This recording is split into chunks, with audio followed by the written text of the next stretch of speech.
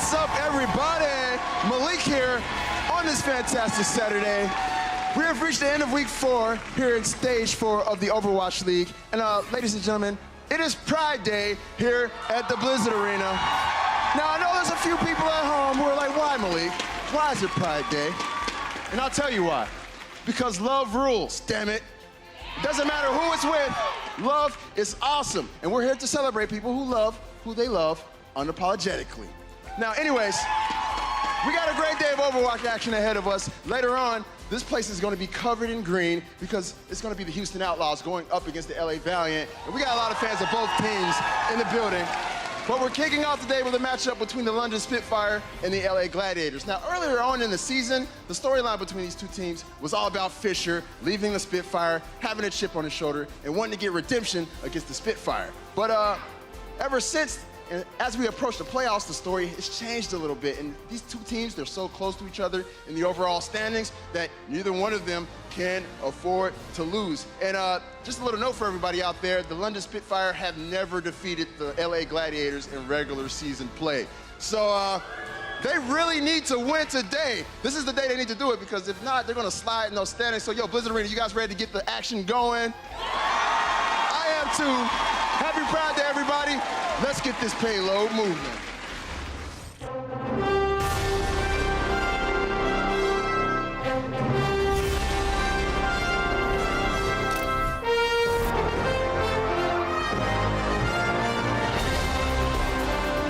It's Saturday. How we doing, Blizzard Arena? Make some noise. It is the final day here, week 4, stage 4. I'm your host, Chris Puckett. It's Pride Day here at the desk, and I've got some marvelous people with me. We have the marvelous Crumbs, the magnificent Sideshow. Fellas, how we feeling on Saturday? Magnificent.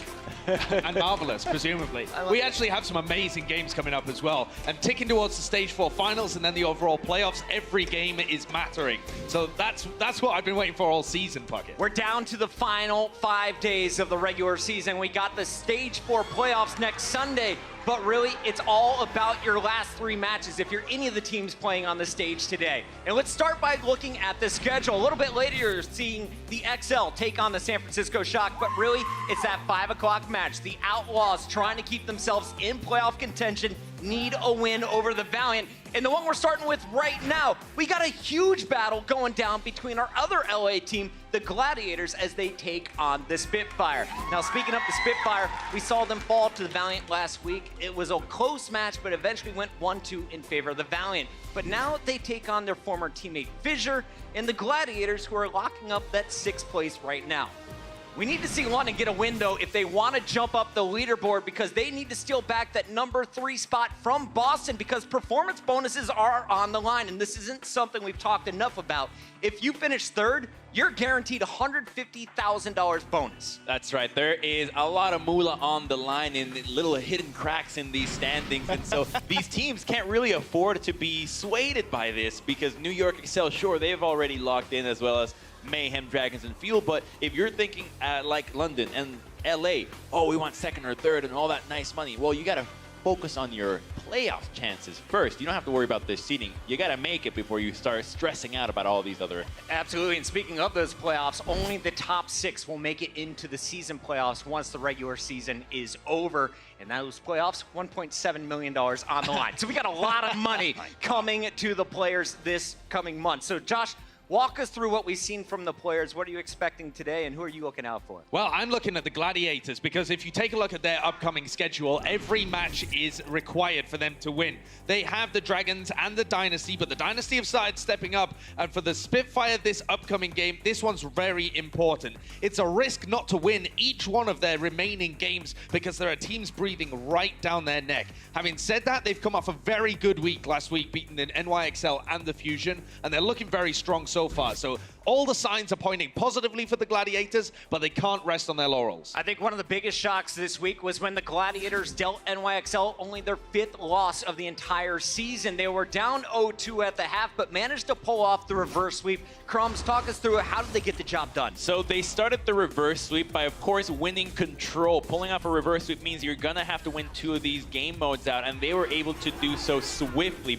Playing the Nepal map, I think Hydration was just a very good player for this team, as well as Fissure. Look at him, just solo shattering SBB, knowing how big of a threat they were. So that's what they did. They identified the guys on New York that were popping up and just blew everything for them, and it worked out. They were so pumped up after that win, and you have to think maybe that was the critical moment in their season where they knew, we got this win, we're playing Shanghai week 5, we can actually lock up our spot. And they've never lost to the London Spitfire as well. As Malik was saying, we had this kind of rivalry with Fisher moving over to the LA Gladiators, and so far they've just been crushing it. They were even crushing it before he joined as well. So the London are coming out for revenge. And if London are going to get the job done here today, I think they need to be resting on Profit. This guy has been having an unbelievable season so far, and Brigitte, he's really stepped up. Look at these rankings. The guy has not been on a team that's been crushing everybody recently, but he, on an individual level, has. His ranks and statistics that he's putting out on this hero are unbelievable. So this is the question for me. If you have the best Brigitte in the league on your team, how are you still losing these crucial fights, even when he's playing something like 60% of the time on it? So I am keeping my eyes firmly on the London Spitfire and how they're using Profit, because maybe they're allocating too many resources, maybe he's playing overly aggressive. Good stats could also mean that he's taking too many resources away from the rest. Well, I actually think that having the best Brigitte in the game doesn't necessarily translate to wins, because the hero itself is not the hero that can get you all the wins in so many maps. So got all of Dallas skills wins. Anyway, hey, all right, guys, we got to get into this match. The players are just about ready, so let's wrap it here with our pre-show coverage. Let's get into the predictions. I want to start with Crumbs here. Where are you going today? We got 2 teams currently in the top 6. Are you going Gladiators or London Spitfire? So we're starting off with Blizzard World, and the Gladiators have looked superb in this map. They have never lost to the London Spitfire, and they are coming off more wins than the London Spitfire. I cannot go against the Gladiators here. I think that LA will make their way to playoffs, and it begins here. Going with the Gladiators today, Crumbs. A few fans out there in the crowd getting behind you. Sideshow, are you siding with your boys from the UK? Well, when you look at the overall table, the London Spitfire are higher up. If they can get big results out of Birdering, they might be able to take this one. But you are completely correct. The LA Gladiators have got to be my pick in this game to be able to take the win here. They've been able to beat London every time previously, and the map pool's really good for them. They're on a very hot streak. I would not be surprised if they're able to take it 3-1. London was looking good against the Valiant. I don't think you can count them out quite yet. And speaking of the Spitfire, it's time to bring them out to the stage. Show some love for your London Spitfire.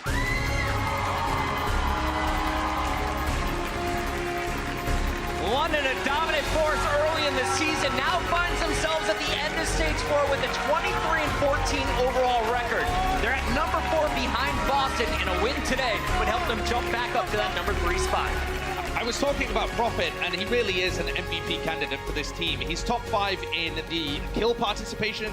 Every kill that London gets, 50% of them Profit's involved in it. He's got an incredible KD in the top 5 for that as well, and top 5 in terms of kills per 10 minutes. The guy is a genuine MVP My candidate. question is how these players are so small and where they put all this talent. Where can they find all the room for this? I mean, I'm sitting here, I got none of it, and talent, right. Maybe you've been doing it wrong your entire career. Talent isn't a physical thing that you mine out of the earth and deposit in your body. I did not get that memo. I think, though, when you look at the map pool that they're going up for here, the first 2 maps, Blizzard World, Horizon, they're very strategic. It's about breaking those first point defenses. And honestly, London had a great performance against the LA Valiant. They drew Blizzard World and easily won Horizon. So if London are going to get in, they need to be strong in this first half. And they relied on that triple tank to make it in. You can expect those compositions to be spearheaded by London today. That's a look at the starters for the London Spitfire. It's time to bring out their opponents. Please give it up for your hometown heroes, your Los Angeles Gladiators. Number 6 overall, but they're just 1 match behind the Spitfire at 22-15 for this season. And tonight, they're coming out, waving the flags, getting the crowd pumped up. You know this entire venue is going to be supporting the Purple Squad. And these guys have to be elated. The crowd, too. I mean, they just got gifted a win over the New York XL. If you're an LA fan, you're absolutely loving it now. Your teams are crushing it. And right now, the Gladiators, they have a pretty good chance to take down London. However, Shaz, I think, has to be up to stepping up to keeping up with Bedosa. The guy is just such a great Zenyatta. That Zenyatta battle, I like it. Shaz looks incredibly focused as well. For all that they were smiles and rainbows coming out of the tunnel there, they actually do look like they're coming into this match destined to win it. They have this kind of focus and they know their opponent. I feel like the last time we saw these two teams match, the LA Gladiators were saying, we know how London play. We've had Fisher there before. We know their style and they've got a good read on them. So for LA Gladiators, it's just about shutting down those key kind of all-star X-Factor players on London. You believe that the Fissure is the most handsome tank has now become a chant? Yes, it was amazing. He came out on the stage. Everybody was getting fired up for the most handsome tank in the game. Gladiators ready to take on this Spitfire. The stage is set. Blizzard Arena, are you ready? Let's get into the first match of the day, and to bring you the action, we got a fantastic duo. It's the Sexler. Oh, Puckett! All right, thank you, Puckett. Yes, Hex, another glorious day of Overwatch here. It's the end of the week, but it certainly isn't the end of the way for these teams. It was made abundantly clear on the desk that everything is on the line for them still. Yeah, if you slugged it out with us yesterday, thank you very much for tuning in today. There should be some really good matches today. We got all the California teams here, a lot of seeding on the line, and all these teams looking ready to play today. It's very hard to predict these. I give slight edges to, well, the pandering in me says LA teams are going to play very well today.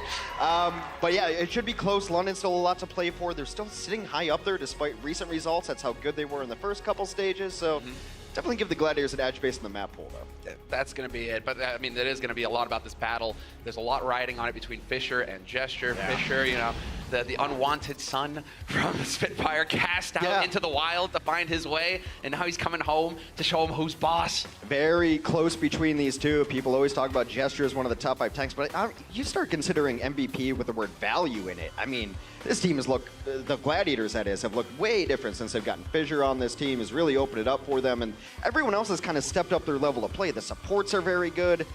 And I think this Gladiators team is extremely well-rounded. You talk about the Gladiators, talk about their versatility and their scouting and their adaptation. They're just playing really high-level Overwatch right now. Oh, well, certain players on it as well. Hydration was mentioned on the desk, but you got to give it to Surefour as well. When it came down to it, you need a Widow on your team to have an impact. All of a sudden, Surefour's like, right, I got this, no problem. My eye test says that he's the most improved Widow from stage 1 to stage 4 now. He's just getting better and better on it. And of course, he can still run everything else in Hydration. You know, the man of 5 names can run at least 5 different heroes. He runs a Doomfist, which I love him for. Please, Hydration today. We got to get the Fist. We got to get the Doom. I mean, that would be sick. It's always fun to watch him, but it is going to be, it looks like, well, already it's going to be Blizzard World to start things off, but it's looking like we're going to get a bit of the anti-dive setup here from Los Angeles Gladiators. Once we get into the map, you guys will see it'll all become clear. But Hydration of terrifying Junkrat in his own right as well. It's just, the more we get into this season, the deeper we get into it, we're starting to see just how improved these players are and how improved their hero pools are becoming. And Hydration's always been like the standout, like, oh, right, I can play 5 at a top level. The Gladiators here, and we'll see what they want to run. London has run a meatball composition, a lot of tanks on this, and they've actually run it all the way through second point before. But I actually like, if London runs this is really smart for them, because one of the reasons, or one of the ways to beat the Gladiators is to try to get to Surefour, who's usually lurking in the back on Widow. And one of the last times that they got beat on this first point, they double flanked him with a Sombra and a Tracer, took Surefour out of the fight immediately.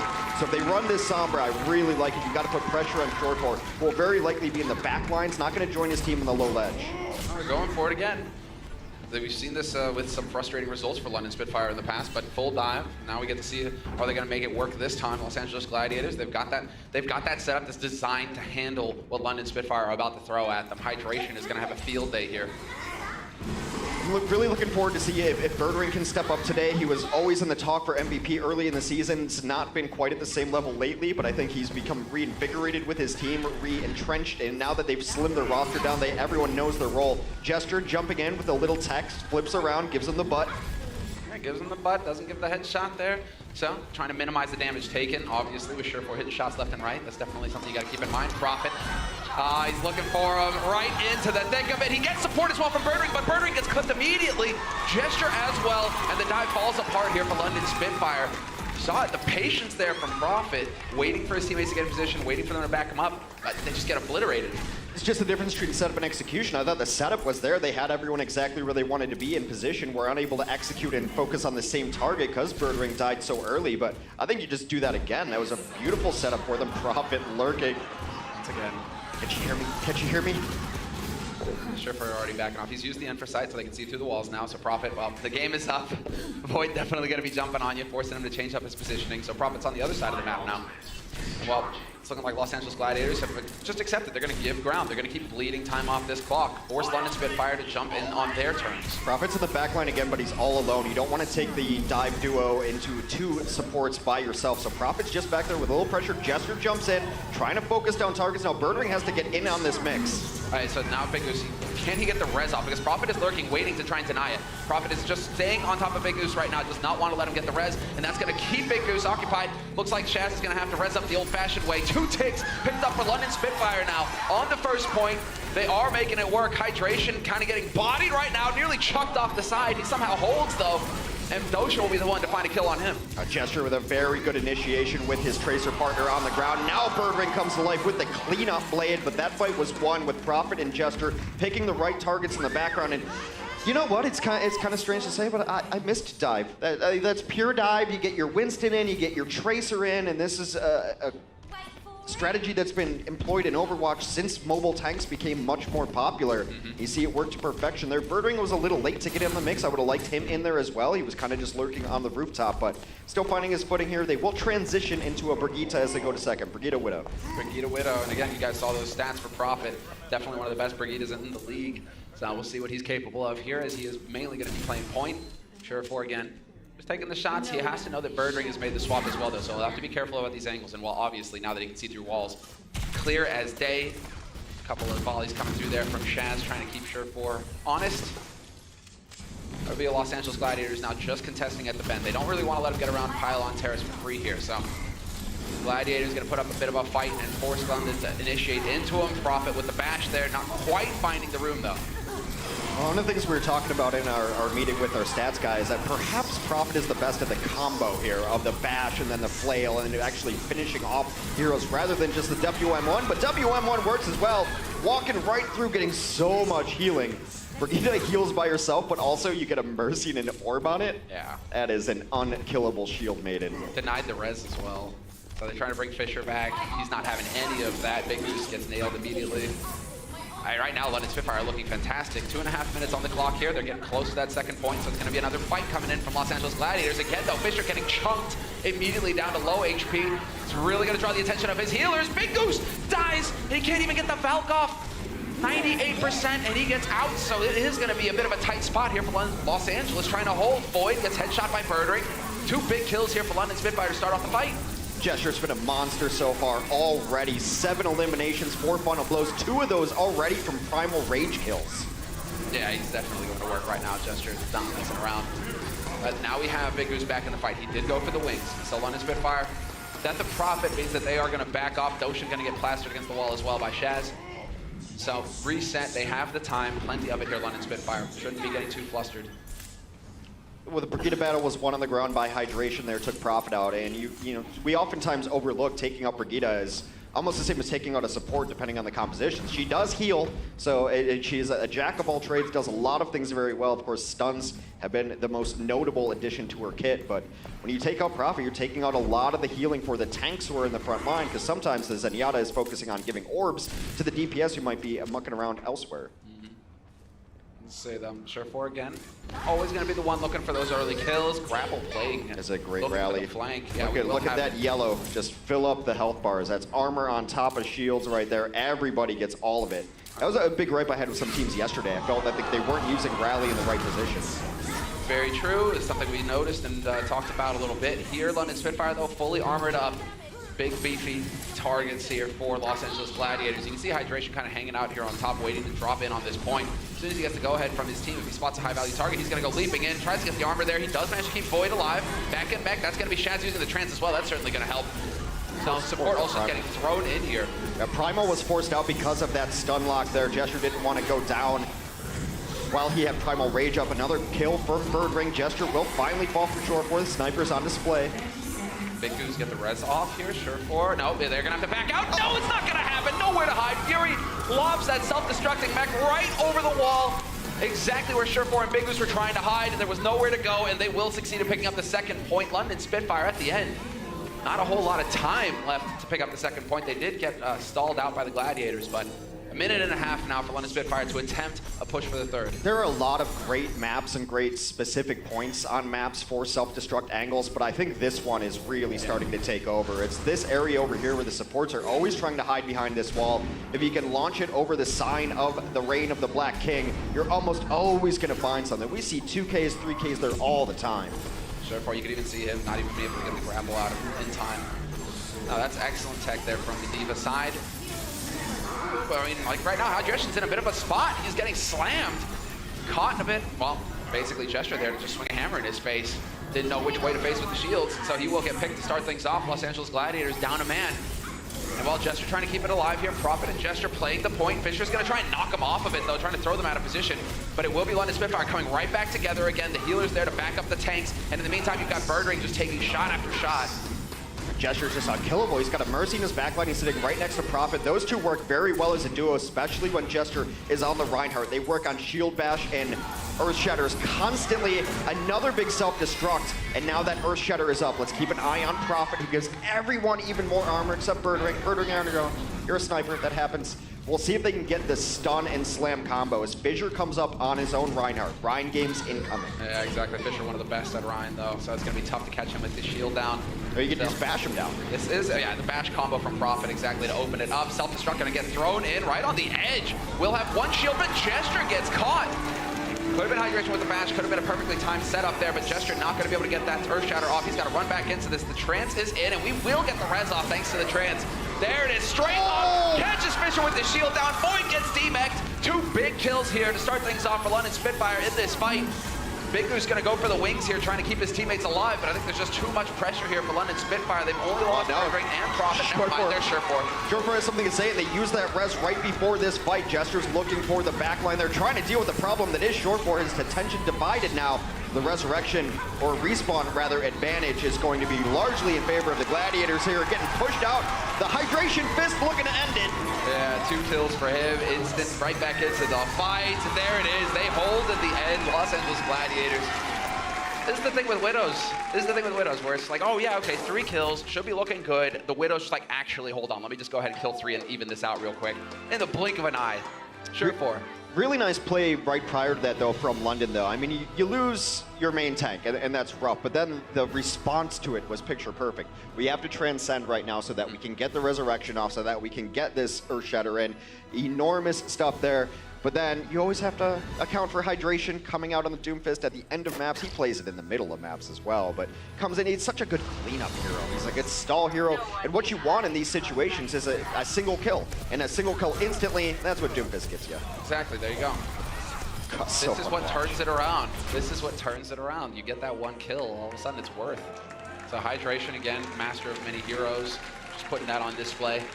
I think he plays Doomfist the most in the league. I don't know if we have those numbers, but the feeling is that he plays it way more than anybody else because he plays it in those situations where it's not like, oh, just stall, go to Doomfist. He's, no, I'm running Doomfist. Yeah, no, I'm just a good Doomfist. Doomfist. I'm going to kill everything. Yeah.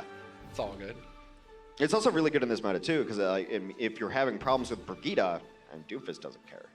He's just going to punch through that shield. He doesn't care. Oh, you want stuns? I got stuns. I got stuns for days. Now we're going to go on a ride in the air. Yeah, no.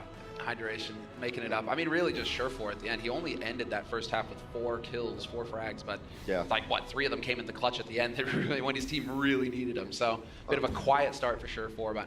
For the sake of accuracy, and thank you to our friend Captain Planet, I guess Logix has actually played the most Doomfist. That makes sense. He's been running it lately on Oasis a lot, just playing it straight up, so... I don't care who plays it. I just like seeing Doomfist. Yeah, just give us more Doomfist. That's always like our note in the production meetings. Like, when anyone plays Doomfist, put the camera on Doomfist. That's like the note we close every production meeting with because it's so fun to watch. All right, offensively, this is no surprise from the Los Angeles Gladiators. They run a lot of Sombra here. Surefour will be on the Sombra early on, and then Hydration on the Genji. So Sombra Genji, a variation of the dive. Surefour is just going to be trying to get to the back line, very likely to put some pressure on, maybe pull them out of position, and then open things up for the Genji. Kind of squad-based right now. They got 3 on one side, 3 on the other. Exactly, they're kind of working together. Oh, well, there's the ping running right into a grenade. That's just unfortunate. Back to spawn. You can't do anything with your Sombra down. Well, if you're wondering why Fury is just shooting, I mean, you're trying to fill the air with bullets because as soon as the Sombra takes damage, boom, pulled out of stealth, nowhere to go, you're stuck, you have to translocate out and waste time. And that's actually going to prompt a change here from Los Angeles Gladiators, Surefour. Yep. Swapping over to the Tracer. They've run Pure Dive on this point before on offense, and then they'll go maybe a Widow Genji on second point because Hydration is so prolific with that Genji play that you want to keep them in there. But that is another chunk down from Prophet onto Big Goose. That pretty much ends the fight there. Everyone get out alive if at all possible. Void maybe going back to spawn to get himself a new mech. I mean, it's not gonna, you're not gonna be able to plink in the spam that you need from the Light Blaster to get a new mech there, and the passive charge is too low. So he's gonna switch off, We get a camera on Fisher here. It's just like, he's just chilling out in the house like, if I don't make any noise, nobody will hear me. Surefour's on the other side as well, Yeah, all the way in back. He's behind both supports. This is where he wants to be. If he can get it there, he was setting it up, but unable to capitalize, unfortunately. Fury and Prophet, once again, coming up with the goods. Big Goose will get the res up on Void, though, so we should get a fresh mech. Yep, he's back into the fight, fully beefed up. And now Surefour occupying the high ground, forcing London Spitfire to kind of give up. Gesture is trying to set up that defense on the point. Gonna have that pressure here. The rest of London Spitfire working together. It's gonna be a tire thrown in, trying to support Gesture. Going for the wraparound, all the way around back. Could go straight in on the tanks, and yep, Fisher dead immediately. Big Goose he's got the wings out right now, but Fury's going to camp that body, make it very difficult for him to get that res off, and so we will have to wait for Fisher to get back into the fight. Oh, Big Goose attempted it at the end, he got it off! Surefour has been super annoying in the backline. They're creating space for his team on that Tracer as well. Here comes the blade from Hydration, is up and ready. May not need it though, he's trapped right there. Of course, don't want to bust it out then. I think it might be time. Once this is over, you deflect, and then you know the supports are in the backline. Yeah, Gesture's still hanging around. He's going to get punched off the point, although he can make himself vulnerable to the movement. We will have the first pick picked up here from Los Angeles Gladiators. London Spitfire, though, still very much in this fight. Los Angeles Gladiators finding it difficult to crack this open and find those kills that will turn it their way decisively. So, Gesture puts the toe on the point. It's exactly what you expect out of an Orisa defense here. Holding on to supports. No pressure now. Everyone has been evicted from the backline, so Surefour is out of the mix. And Doshin is a mile away from his team, but that's what you can do. There it is. Hydration sees the opening. Doshin was waiting with the trance, though, and they should be able to get the res off with Gesture thanks to that. Yep, sure enough, not enough burst damage to deny it. Gesture back into this fight. Another tire getting thrown in here by Prophet. This could end in Fisher. Dead again on the point here. So Big Goose is in position to try and get the res off, and he will. There will be no punish from the London Spitfire. A second bold res pulled out by Big Goose. The kills are finally coming through here for Los Angeles Gladiators. Hydration and Surefour working together to run it over. Still, they did manage to get a lot of damage in on the Glad. Yeah, not over at all. You got both supports here, and Birdwing just going to bust out the SMG version here. Primal Rage is fine, but it doesn't have enough damage to kill through both supports living. And that's the big issue for that dive from the Gladiators. They didn't get the supports. It took forever. A long, drawn-out fight. London had to use everything. So the Gladiators have one more push at this first point, and they will have a Transcendence to use. However, Badoshin is nearing his Transcendence. He has to be priority number one. You gotta dunk on him. You gotta go in deep, but that is exactly what they're trying to do here. Fisher gets it. Getting into the back line, gets the trance off. Doshin gonna ferry his team onto the point. Now they're looking to end this fight. London Spitfire Prophet kills Big Goose as well. The healing dead here for Los Angeles Gladiators. It's gonna be tough for Shaz to make up for it. Hydration really trying to make it happen though for his team. 3 quick kills for him. Does give them a chance, but with both supports still alive here for London, they're going to have that healing to allow them to pressure through. Hydration gets clipped by Prophet. Surefour trying to hang in there. Big Goose switched over to Lucio to get back into this fight faster. And Fisher's now the only man here for Gladiators to keep it alive, and it's not looking like it's going to happen. London Spitfire will pick up the first map in this series. That's the Prophet we know and love, but a world of credit to Closer and Badoshin, staying alive through the majority of that. If you got Badoshin, he got res back to life. London looking very, very stout in catching that dive. They were well prepared. They were looking very good. This is a different London, not exactly the London I was expecting coming into this match. We will take a quick break, and when we come back, we will have the second map in this series. London currently in the lead. The Overwatch League is brought to you by Omen by HP, the official PC and display of the Overwatch League. Intel. Intel Core i7 powers the Overwatch League. And by T-Mobile, America's fastest network ever.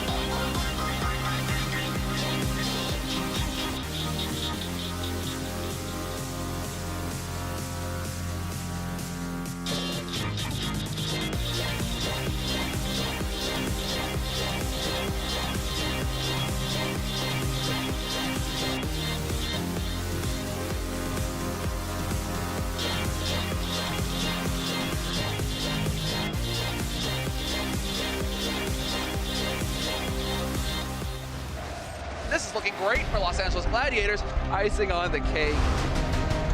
Absolutely incredible, and the Spitfire are not done there. Boom!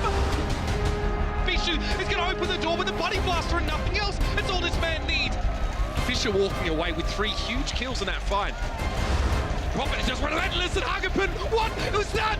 Oh, beautiful. It could be the fight end of the checkmate, the coup de grace, and there it is. All right, welcome back from the break, everybody. It is time to get into the action again. London Spitfire showing up with a great performance here to kick things off. Looking a little squiggly lately, not quite at the level we expect. A little squiggly. Little squiggly. Oh, this is why some pizzazz. This is why none of us have really written them off. They're like, yeah, they're playing bad lately, but it's London, right? And I think this is one of the teams that still scares the very top teams in the league because they have all this talent. It's been a coordination issue, but now they've trimmed down the roster. It's been a couple weeks since that happened, so everyone's getting more practice. And Prophet and Birdring are still amazing DPS players beyond everything else you have on that team. Look, their supports didn't die.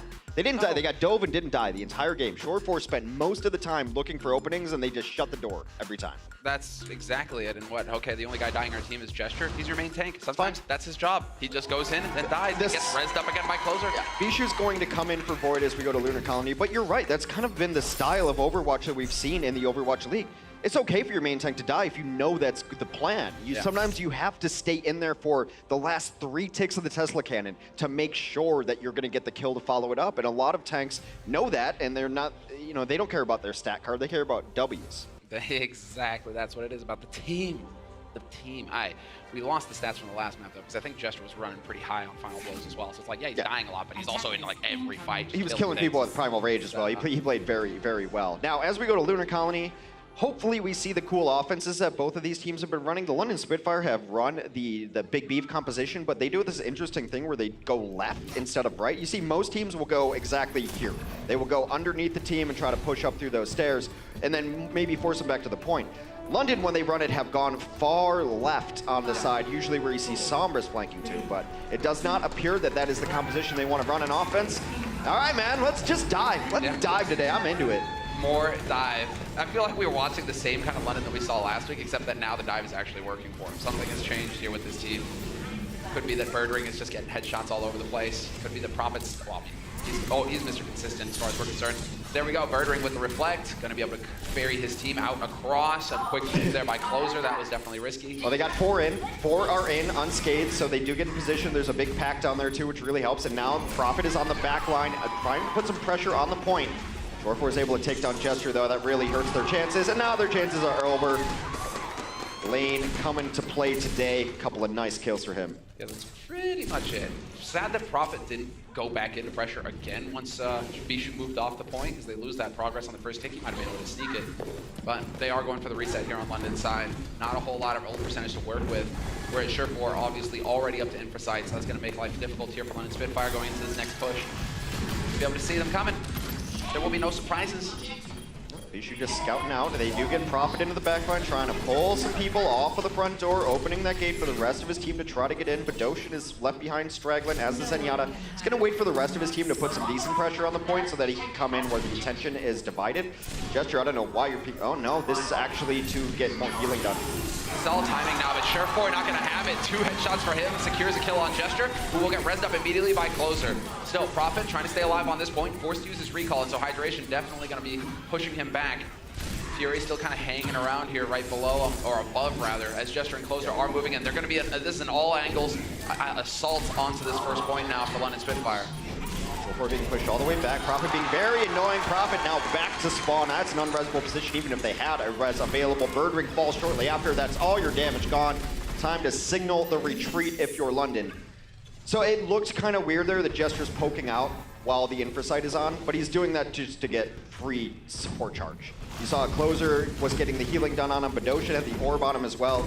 Now, it was kind of neat, and then he dove right in and got headshot. So. Yeah, exactly. But that's the tech. A lot of teams will take damage on this map, especially because there's a lot of incoming damage, and then just use it to charge your support ultimates. They force Chaz right now. They force Chaz to use the Transcend, because that's going to be one of the big assets that they have to work with in the next one. Bishu will find the kill on Closer as well, but Big Goose has used his wings. Chaz has used the Transcend.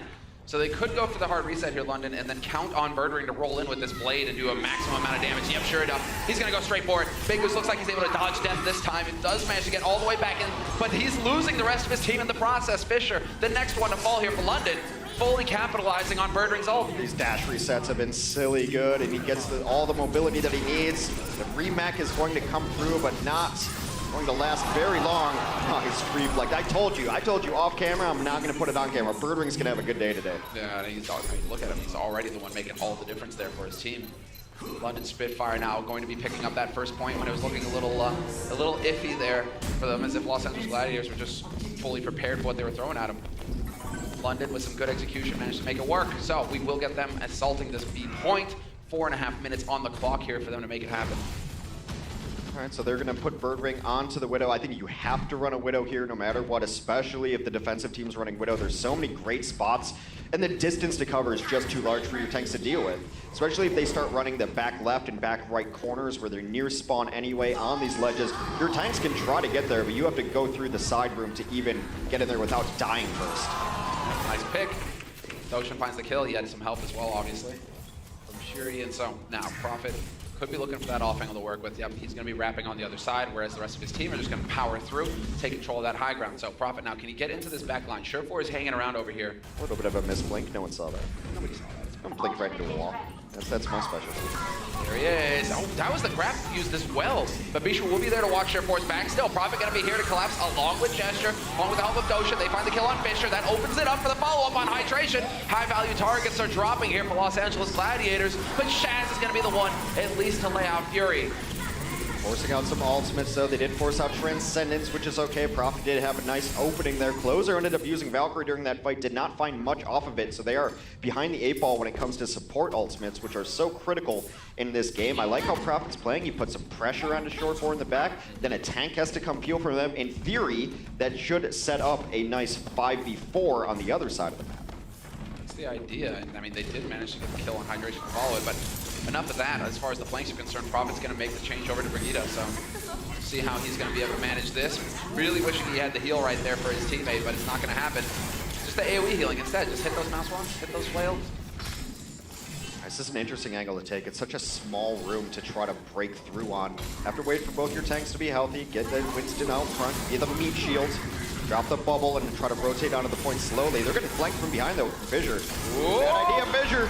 Fisher, they'll wait for Prophet to hunt them down, and Fisher decides to just go primal on these guys. Angry Monkey in a very small room, not the place you want to be if you're London. This is horrendous. Fisher finds the first kill off Doshin. I didn't see if he's even able to back out. Sick play from Fisher, that's brutal.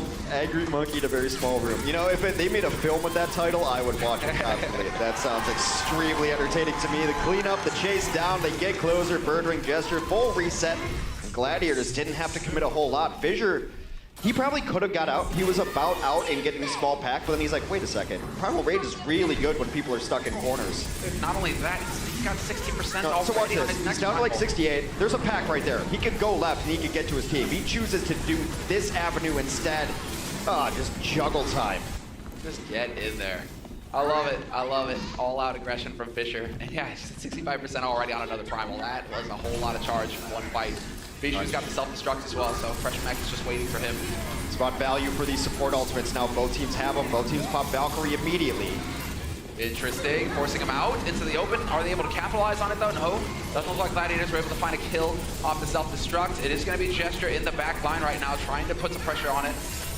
Bishu there to mind them, and Los Angeles Gladiators are doing a good job of just catching this push and not really allowing the London to get too much out of it. Doshin with the stagger on his trance though might make the difference. He's going to top his team up, and there's the kill on Fisher that could perhaps open everything up here, unlock this B point for London. Super patient. They should be able to grab a tick off that. The nice stun and then the cleanup onto Fisher. Now the both tanks down. It's just Hydration doing as best he can on the point. Eventually gets bashed out by Prophet. Oh yeah, and Fisher stunned immediately as he gets back into this. Yeah, it's just Prophet, man. Oh, then you get the rally. Let's have some armor, everybody. Hydration again, annihilated. Nobody's surviving here for Gladiators. Yeah, what are you gonna do, Big Goose? You're on Lucio, you're gonna die. 2 points for London Spitfire.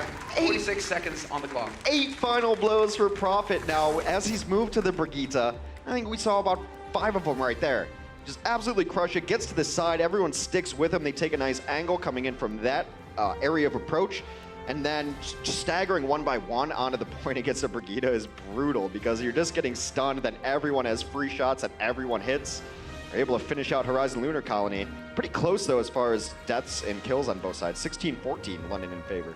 Yeah, just looking at the heals right now, as far as Prophet is concerned, he does 1,000 more healing than Hydration. That is enough to tip a fight. Just that extra AoE heal that's going out, so powerful. And we saw his card before the game. I mean, his Brigida stats are out of this world, and it's almost no surprise. He's been such a good, versatile player for this team that he seems like one of those really smart players, like a Jaehong of like, well, give me a couple days, and I'll figure it out. I'll just figure out how this player works. Yeah. It's just like, we need you to play this. All right. And I think he's accepted it too, because one of the last times we cast London, I'm like, I just don't think he's happy on Brigida. You know, you get to play really fun and dynamic roles like Tracer a lot of the time and a lot of different heroes, and then Brigida just plays so differently. You have to find the fun in her, and the fun in her is hitting the combo. And he does it almost better than anybody. Just give him time. This is why, you know, he's a godlike player, one of the very best in the league. Prophet. Always been Mr. Consistent for London Spitfire. That's exactly it. He's been the most consistent part of this team, even during their struggles. It's Prophet would still have a good game. It's just they couldn't get the wins there, and they're looking pretty strong here so far. The Gladiators, I talked about the offenses. I was hoping London was going to try their meatball. Didn't really matter. I'm fine with dive. But the Gladiators also run something extremely interesting on this point on offense. You see triple DPS there. Your boy Shaz is on the Tracer. Big Goose is going to be the only healer as they run Hydration on Sombra and Short-Roar on Widow. So it's Widow, Sombra, Tracer for the Gladiators offense. Not the first time we've seen it. London should be prepared for this. They should be prepared, but it's going to be hard to scrim against something like this, to get prepped in terms of like how this is going to execute out onto you. Because yeah, there aren't a whole lot of teams running this kind of composition. Shaz can't get around the corner in time. Birdwing will shoot him in the back. Unresable. You can't put your only healer out there to try to res that. That one's over. Fury's in the back line, and he's probably spraying, looking for Hydration. They are prepped for this.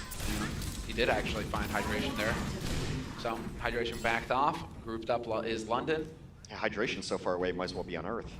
Where do they? Yeah, exactly. That's a good pack position now. It's a major pack. Then you come in here, you're invisible, translocate out. There's no CC on this side to really slow down Hydration unless he gets stuck in a Prophet trap. Yeah, but Fury found him again.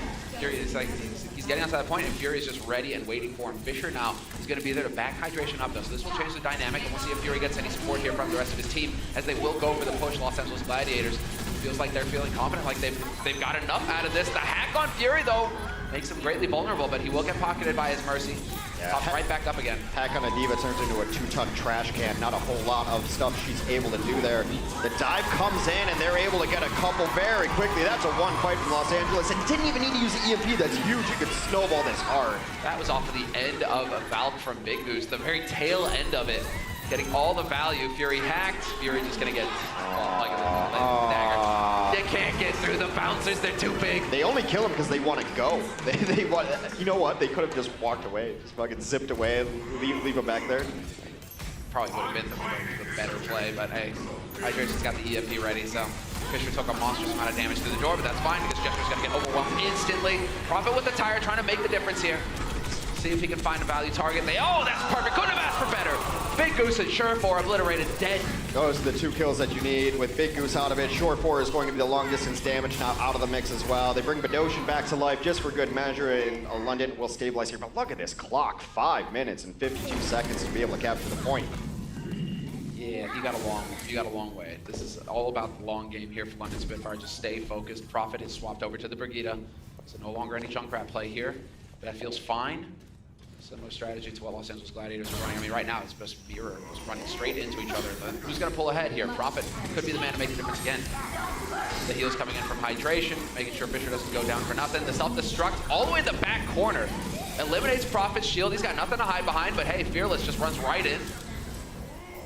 Oh, this Valkyrie happening for closer right now. Short4's going to try to get the pick. It's stunningly difficult to kill the Flying Moth when she's in Valkyrie mode. The movement speed is too ridiculous, and the cooldowns on Guardian Angel are too quick that she's whipping all over the place. That's why it's such a big deal when we do see it happen. Prophet's going to clean up a couple on the point as well, put up his shield, and make Sure4's life that much difficult. Back to the drawing board for Los Angeles. I think Closer was even going Battle Mercy there for a second, just throwing some blaster fire at Sure4's way. any edge here in this fight. Doesn't look like they want to overextend here, London. Yeah, so don't get too frag hungry. You've already gotten a couple of them. That's going to bleed some time off this clock. We're down to 4 minutes, 30-something seconds. And in Overwatch, you can generally do the math of about a minute a push to set up a push and to get in there. Now, some fights drag on longer, and then you start getting less attempts at it. Nice rally here from Prophet. The rallies have been on point. I'd like to see the armor stats from the value that London gets out of rallies. Yeah, they do it when they're not going to take damage, so they will get the max armor. It just stays in there forever. And while this is just out and out chaos, but this is exactly where Prophet wants to be. The man, he's just so happy, flailing away. Sure4 overwhelmed, Gesture just tasing as much as possible. He's already got Primal, but if they can get the D-Mech, this would be big. The D-Mech on Bishu. Now you just run away. You don't care. You did your job. That couldn't have gone better for London. There's so many parts of the kit for Brigitte you have to look at to see an effective Brigitte, and the armor for Prophet provided is 3,550, hydration below 1,900, nearly double the amount of armor provided for his team. Now, this next rally from hydration could change things up. Yeah, it could stagger it. Could actually. Oh, and now we're gonna have a change of strategy coming through. Something like Gladiators, enough is enough. Sure4, he's done playing the Widow. He's gonna go over to the Zarya. It's about the time to do it. You got 3:30 left. You're guaranteed to get a grab going here. So they're gonna go Rein, Zarya, Brigitte, Diva, the RZBD, and then a couple of supports. It's a variant of the Big Beef. We'll go with it. Yeah, it's just a little slower. You're running a Mercy instead of a Lucio.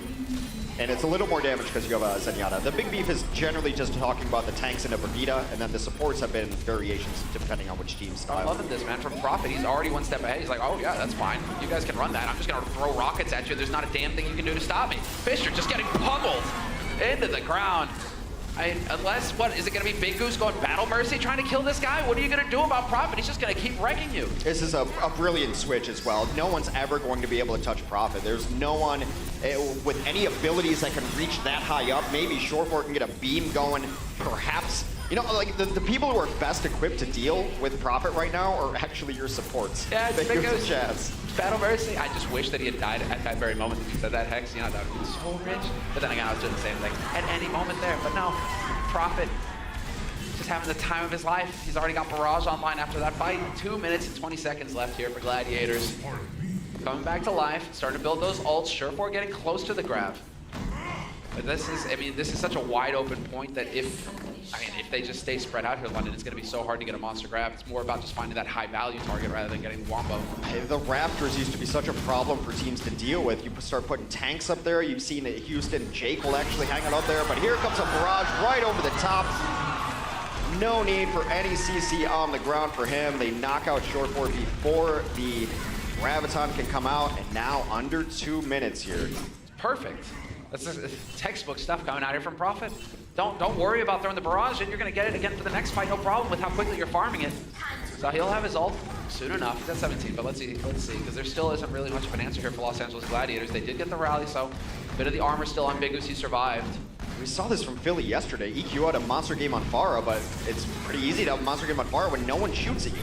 Literally no one shoots at him. Exactly. He's just getting beyond. He's just up in it here, raining in death and destruction from above. All right, finally Los Angeles Gladiators able to put a toe on this point. Hydration though, eats a rocket. Done. You can't grab here either. Birdwing takes out Sure4 to guarantee that last decent push incoming. They have a minute left. They have both of the support, or both of the tank ultimates. They ended up using Valkyrie during that fight, and now the cleanup, chase down kills. The stagger is unreal. Well, beyond just the stagger, you're getting extra charge. There's a very good chance another barrage comes up. Totally. He's nearly got it. 83% and counting. Prophet will have it for the next fight, no doubt. Now it's a question of whether Gladiators can execute under the gun. They've got 40 seconds left to get some progress going. They need to pick up this second point if they want to have a chance. Well, obviously, if they need to tie it up here to continue this map. If they want to have a chance to win, let's go. Los Angeles Gladiators, Prophet. One rocket. He knows where they are. Got it. There you go. Straight in. The T-Matrix is there this time. And he will get shut down. There's the grab. Getting thrown in by Sure4. Not quite finding the value because Doshin has the trance. Able to keep him up. So Prophet so far. First blood in this fight. First kill. I think that, Yuri going to go for the self-destruct rather than risk it. Doshin finds Shaz in the backline dead for Gladiators. Out of the backline dead. Hydration kills Badosha, but that's not going to be enough to make the difference here. Los Angeles Gladiators faltering at the very end. It's Sure4 and Bishu, the last two alive, and now they're gone.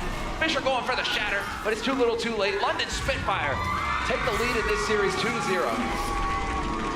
you got to give it up to Prophet right now. He's playing so well. Even the hubris barrage right into a Pharah doesn't matter, but you get her out of mech, it might as well be a kill. You're getting good trades. Everyone on the team playing so well. A lack of adjustment from the Gladiators against the Pharah is uncharacteristic of their playstyle.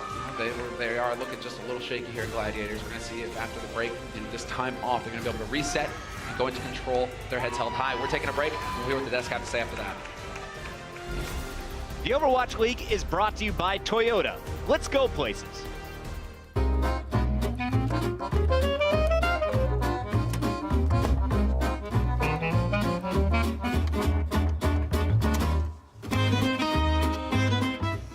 Can we go? I'm starving. Yeah, almost. Just need to adjust a few more things. Are you serious? As serious as safety. So yeah, very serious. Right? You good? Yeah, very good. And ready to get some food. Almost got it all just right. 10 and 2. Well, now I gotta start all over again. Ah, come on! Stay one step ahead in the Toyota CHR. Toyota, let's go places.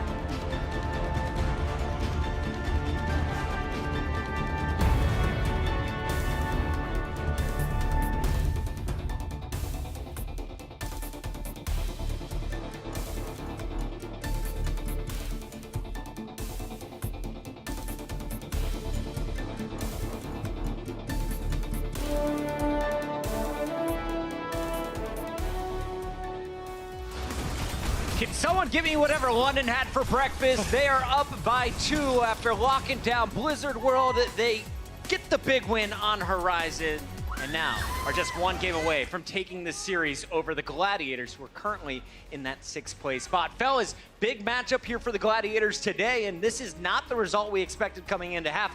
Both of you on the desk picked our purple team. What's going on here in the first half? London is back. They are playing how they played in Stage 1, and it looks so damn good. And it's off the back of a Prophet. If you're watching London and you're wondering, who is this guy getting all these kills? It was Prophet. This guy has been so damn good. It's unbelievable. He's basically carpet, but for all sorts of heroes for this team. Yes, yeah, he's such a fantastic player. Should definitely be in the MVP conversation. Alongside Carpe, I'm going to give you that one, Puckett. Thanks, bud. I know you're hot. You've been watching video games this week.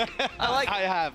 But also, everybody should be excited. The crowd are a little quiet, right? Because they're all Gladiators fans here. But everyone should be excited that London getting back on their form, because they are one of the best teams in the world when they're at that kind of level. They can truly challenge teams like New York, and you can see teams like Gladiators who were coming into this pretty prepared. Can we check in with the audience real quick? Because I see a lot of you guys out there eating some nachos, but I just want to get a gut check. Are you still with us? Blizzard Arena. There you are. We got a packed house. This is the most packed we've seen it on a Saturday in a bit, and I can't wait to get into the highlights. Let's jump right into it here, guys. Game number 1. As we went to Blizzard World, I was expecting a strong performance from the Gladiators on the attack, but it was London pushing the payload this further. right here was a huge moment for the London Spitfire. Being able to secure their point B of Blizzard World meant that you almost got it to the end of Blizzard World, which is a great time. It already puts a very tough precedent for the London, or rather LA Gladiators, to try to beat. And while it did look good with the stall from Shorefur and hydration, this was right. You know that they can stall it, but then you have to go back to the offense yourself, and that's when LA faltered. As soon as London came out on this map, though, you could see that they were playing it much more coordinated. Their dive on point A was fantastic, and this defense on point A was sublime. This was peak London, because not only did they control positioning really well, never give up an inch, make Gladiators fight for every moment, they also had these points where Prophet would just look at this. This was so insane. Bananas. He destroys Shorefur, forces him to put out the recall by sticking a pulse bomb to his forehead, and then finishes him up. I think he got about 7 kills. I threw up in my mouth. It was fantastic. It was amazing. Let's go into game 2 here, Horizon. We saw a fantastic first take from the Gladiators. They had more than 5 minutes on the clock to take point B, but it's London on defense. Let's start here on the attacking rounds for London. What were we seeing from this squad? So London again started off trying to go with dive, but man, this has just been the story of Prophet. Like, he swaps over to the Brigitte on the second point and just demolishes. And while they weren't unable to stop the LA Gladiators onslaught with the triple DPS that we see out of Shaft, Prophet once again makes the swap into Farah. And look at this one. You highlighted this one, Josh. They even got the rally out of hydration in that. Josh, can I ask you what went on with the Gladiators at the end? I know Shorefur was playing for that grab. They wanted the big bang to finish the game. But why didn't they deal with the Farah earlier? What could have they done to lock that up? Well, what they could have done is run the Moira and the Lucio like we see other teams run. So you don't necessarily need anything to deal with the Farah as long as you crush everybody on the ground. But they're way too slow because they're running a Mercy and a Zenyatta. These are not fast tempo heroes. You can't run at the enemy team and make sure you can lock down a target to kill. So they had no presence on the ground, really. They just had to slowly advance behind the shield. At that point, it's easy pickings for the Farah. So you either have to go really heavy on the tanks, I feel, or you can't run this triple tank, because that triple tank, as you're saying, has no pressure on a Prophet the entire time. It was so easy for Prophet. He didn't even use his boosters. He was just literally hanging on he top, just sat on the pillar, not moving as far. They can't shoot up this high. This is awesome. Just chilling, dropping rockets on your head. At one point, by the way, he rocket jumped off of Fisher's face when he was playing Reinhardt. Highlight of that game for me. At the end of it, we got London up by 2, and this is some of the best gameplay we've seen from the Spitfire, going all the way back to stage 1 when they won that stage. So, Josh, I want to highlight some of the attacks we're seeing from this team, because today they're on point. Yes, if you think back to the last time you saw the London Spitfire and they lost, or the time before they won against the lost against the LA Valiant, Johnny was doing a telestrator and he was just shouting at them. He was like, bro, what's going on here? So I've got another insights powered by Intel, where I'm going to try and fix Johnny's little brain and show you how this thing should work. So we're looking at the London Spitfire here, and we're trying to look at the coordination. So what are London going to do, and how good do they look while they're doing it? Well, first of all, Gesture's going to pressure out Shorefur on the Widowmaker. So as he jumps around, this is all just about London Spitfire creating space. So the idea here is that they want the rest of the LA Gladiators to go backwards. They want to control this high ground, and they do a great job of this. Closer pops out the Closer pops out the Valkyrie, you can see it here, and that gives him a much longer extension on the Mercy healing beam. And the rest of the London Spitfire, Gesture's going to go very aggressive. That forces all of the LA Gladiators back as well, even further back. And that means that everybody on London Spitfire can push up over the point. Sorry, wrong color there. But everybody in front of the London Spitfire can push up on the point, and they get free time on that point. And Gesture stays alive because Closer is able to heal him from so far away, and he's synced up with Prophet, who got behind. So it doesn't so much matter that Gesture's in so deep. They've got the Mercy beam there that was healing him from Closer. They've also got Fury, who went in deep with him. This is such good coordination coming out from the London side, and something that was missing massively from their last couple of games. Now he goes aggressive again. Gesture, you can see him on the right hand side of your screen there, pressuring with the Primal Rage. He's going to try and batter away Surefour, pops out the Primal, again able to go aggressive. And here, as they go in again, look at that coordination. Prophet, Gesture, this dynamic duo are again going so aggressive onto Hydration, take him out while he's got the tire going on. Fury pressures that away. It's poetry in motion, because now look, now that they've set this up, Birdring has now got his Dragon Blade, and they've got the Transcendence to work with it. Every piece is working perfectly here for the London Spitfire, and when they are playing at this level of coordination, it makes the best use of their individual talent. It's like the illustration that just kept giving. Yeah, everything was works. done right there, and one of the key highlights that we heard from Johnny was you want your Winston to take out that sniper. Surefour was just smothered by Gesture on that first point. And by corralling them into that corner, you make it a lot harder for the Widowmaker and the Junkrat to actually get any damage. The lines of sight are the same for both DPS, and when you have the Junkrat that wants to get into very condensed spaces, when you are the condensed space, you're never going to hit anybody, so you nullify 2 DPS without even fighting. Just really nice stuff. Now, Crumbs, I know we got a lot of sad Gladiator fans in the stands right now, but you have to remember your team has already pulled off a reverse sweep. Can they do it again? Let's take a look at the maps. Walk me through the remaining maps here in this set. Yes, so last time the LA Gladiators were able to reverse sweep the New York XL, and today if they do it again, it will look pretty likely. You have Control on Oasis and Nepal, a 63 and 100% win rate respectively, so things are looking really good for the Gladiators. I'm mostly concerned for Gibraltar. If a reverse sweep is to happen, 1-1 is not the confident boosting stat that you want to have when you're going into this one. And when Prophet has been so good in so many heroes, I don't know if this map was going to go to LA. Josh, you had faith in the Gladiators, and you were a little bit worried after watching London in their previous 2 games. Where do you see this match ending? Can the Gladiators do it once again? I think Hydration comes out on the Pharah on Oasis and is fantastic. He's always incredible on that hero, but I don't think they get past Gibraltar. I think that's where London takes it. They've historically been very good on that map. Gladiators got to clutch up once again. They did against the XL. Will they be able to do it against the Spitfire? We'll find out in the second half. Before we go, though, on this beautiful Pride Day, today we're going to highlight throughout the broadcast all of the great Pride Day watch parties going on around the league. And we want to start here with a big shout out for the London gamers who are watching their team at Server Loading Bar in Shepherd's Bush in Jolly London. Thanks for watching, guys. Be proud of your Spitfire squad, and happy Pride Day. That's going to do it for our halftime coverage. We'll find out, can London cinch it up in the second half, or is Gladiators going to be able to pull it off back-to-back matches? Don't go anywhere. This is the Overwatch League. The Overwatch League is brought to you by Sour Patch Kids. Sour, sweet, gone.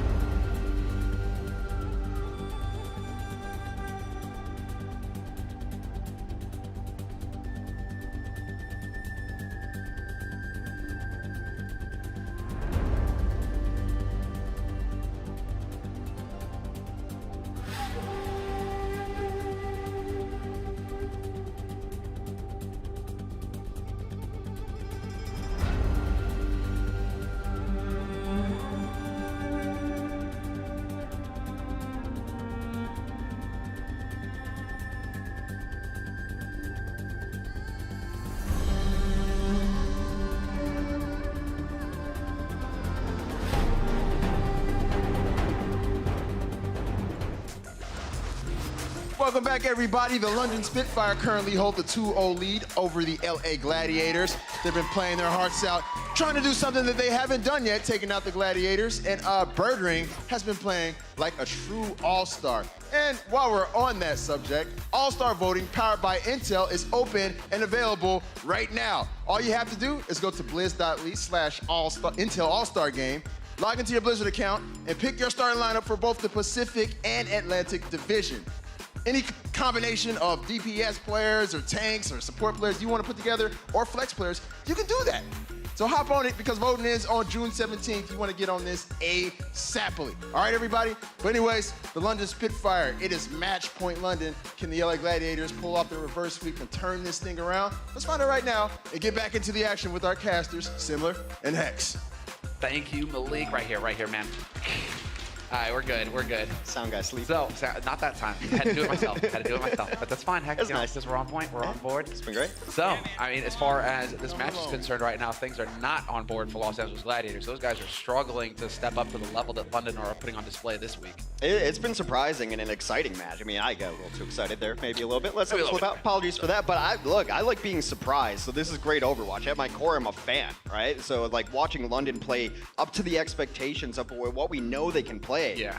I mean, look, the Prophet and Birdring, you talk about these guys all at stage 1 and stage 2. Stage 2, we're like, what's going on? But now they seem to be back in form. And there's still chatter amongst all the talent and casters of like, I think the only team that really scares New York is probably London. Yeah, hands down. And this is the worst case scenario for New York, where you're thinking, okay, they were having a bit of a slump there in the mid of the stage, but if they're going to start ramping up now as we get closer to playoffs, that's worst case scenario. That's not what you want. We're going to head to Oasis to try to close it out, and London is 4-10 on the season, but in this stage, they're 1-1, and largely because of their great Brigitte play, who's been playing a lot on Oasis. You can see the comparison between the two here. Prophet does a little bit more healing, a little more assists, a little more limbs. He's a bit more of the front line there. Hydration gets himself sometimes out of position, punished a bit more. You see the deaths nearly 2 more per 10. Yeah, Prophet, you tend to notice that he's playing like Payload, or he's playing Close to Gesture still, even as Brigitte. You know, they're working together as that duo.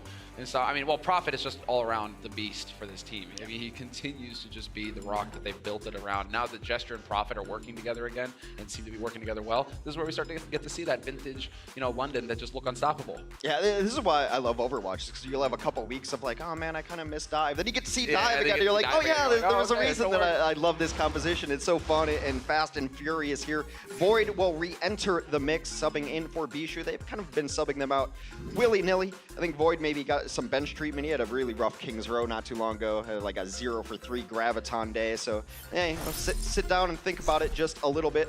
Now, we very likely won't see Zarya on a couple of these stages. When you get to University, it could be likely as well, but that's where you always see kind of a bigger tank mix. It does seem like we're starting out with the, what'd you call it, the purple turnip? Yeah, it's turnip. That's all it is. You guys will see what I'm talking about.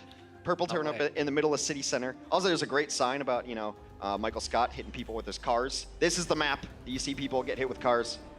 It's my favorite thing to watch in Overwatch. Watching D.Va get DMAC'd by a car is so satisfying. There's a guy with a sign about it in the fans, in the audience. Thanks, great. Let's go, though. I'm curious to see what we've got. How we already have the Pharah. That's pretty much what I expect to see as far as hydration is concerned. I'm a little surprised to see Prophet not going for it right out the gates either, though. So how this shapes up here for London. Prophet will be on his Tracer, so he'll be able to harass the flanks, and Birdring is going to be looking to pick hydration out of the sky.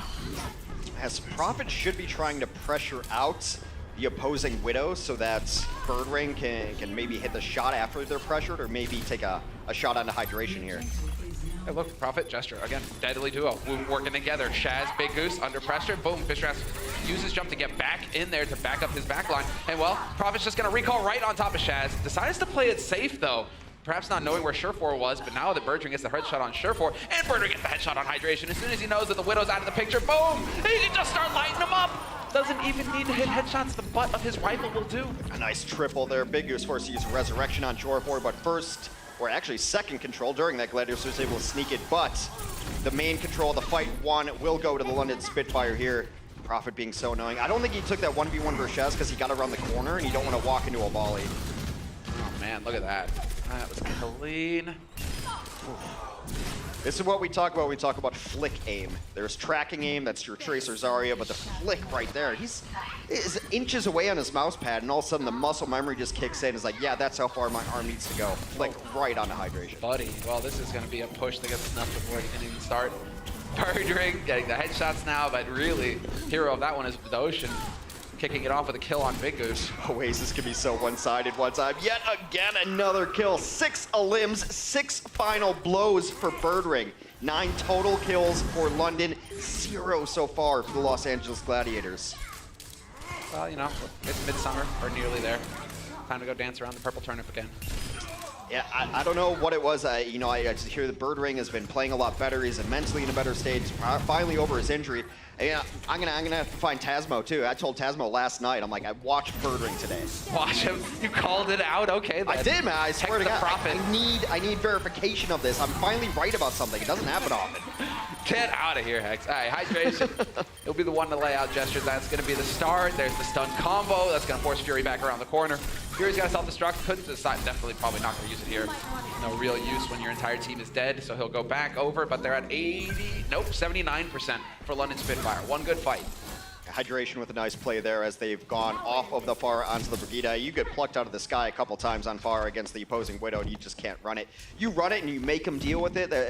You see it at lower ladder ranks as well. Run the Pharah until they prove they can do something about it. Well, Birdring's proved he can do something about it. Birdring will take your head off.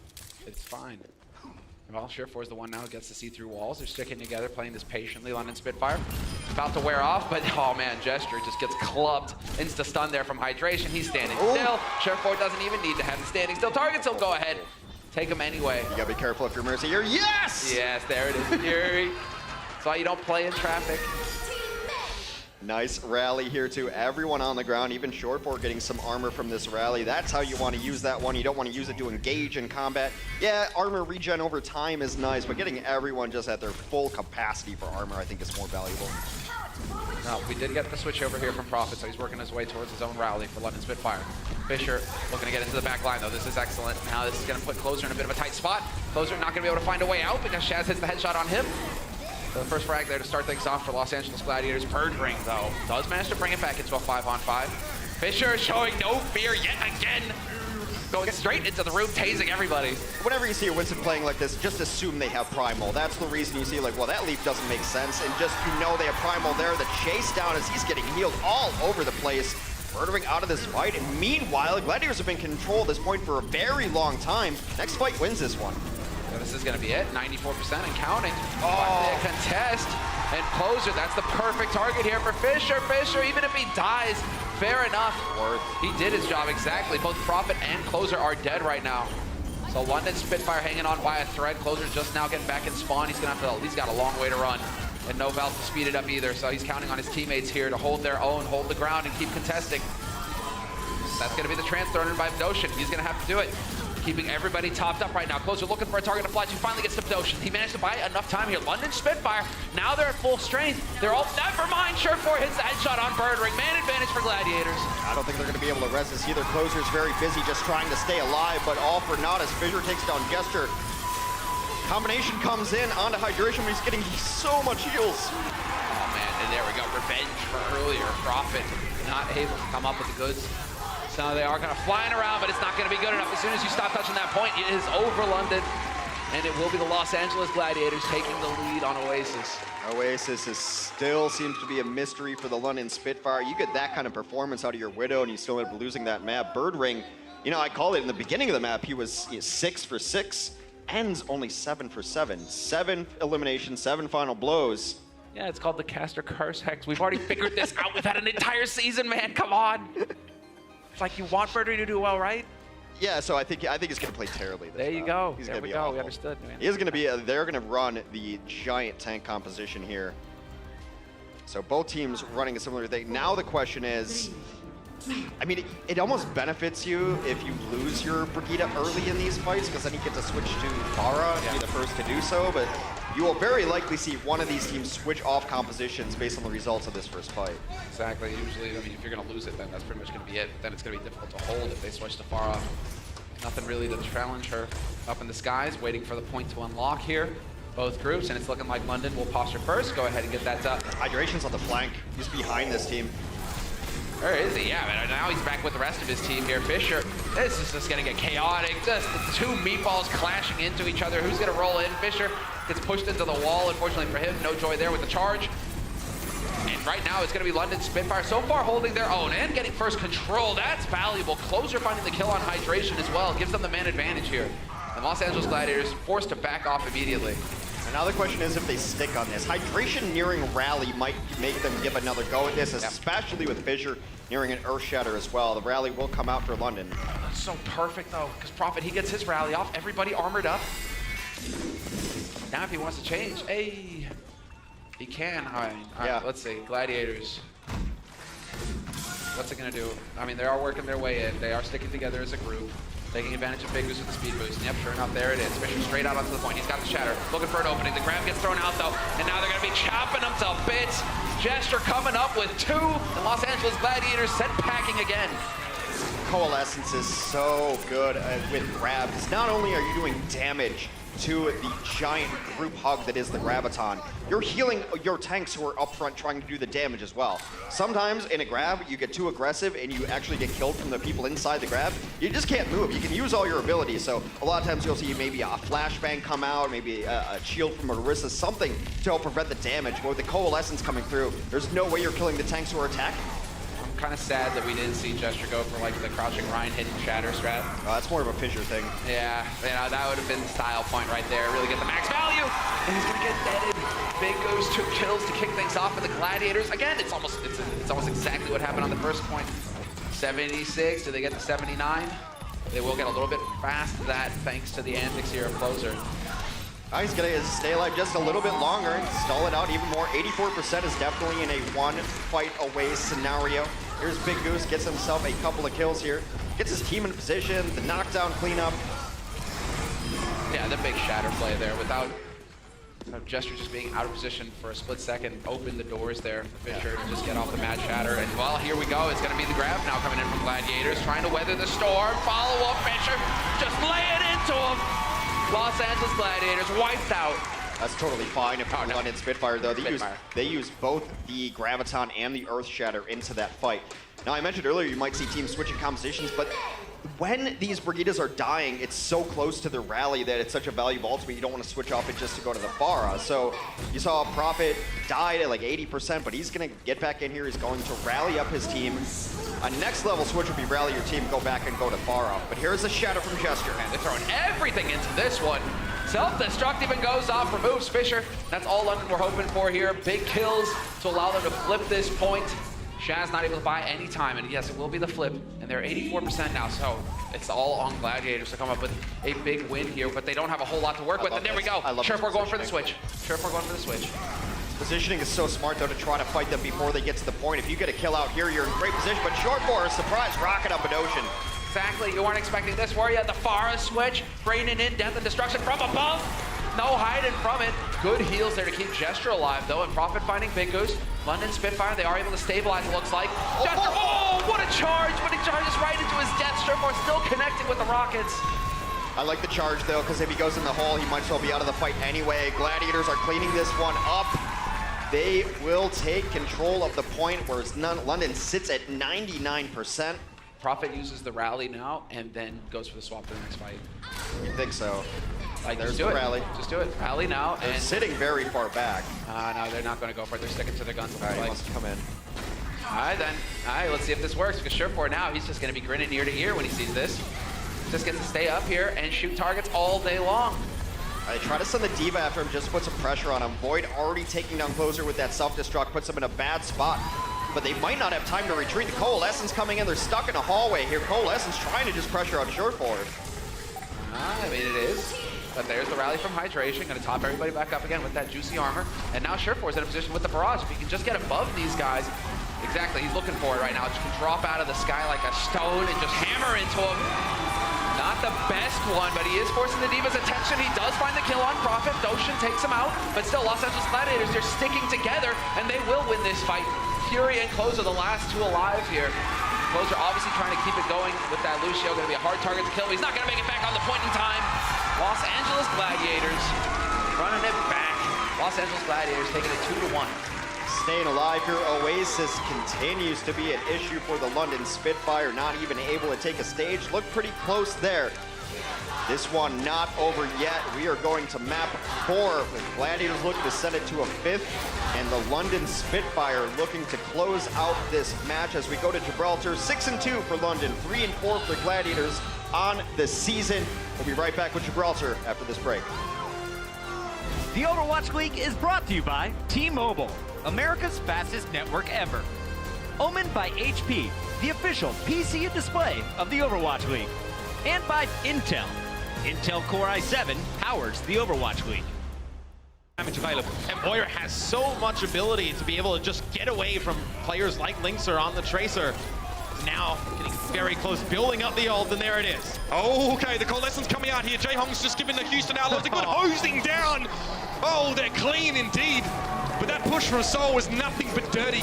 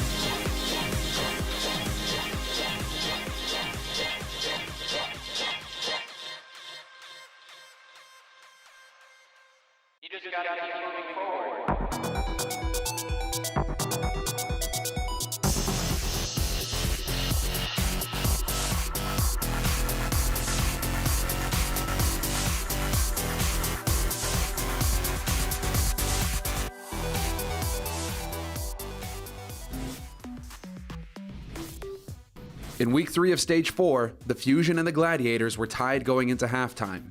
It came down to Control Center to see who would take Lijiang Tower and the match lead. Philadelphia was nearing 80% control, but Surefour and Void would see the point flipped. Transcendence there, Deadeye being used, and yeah, there it is, the 3-piece for Surefour.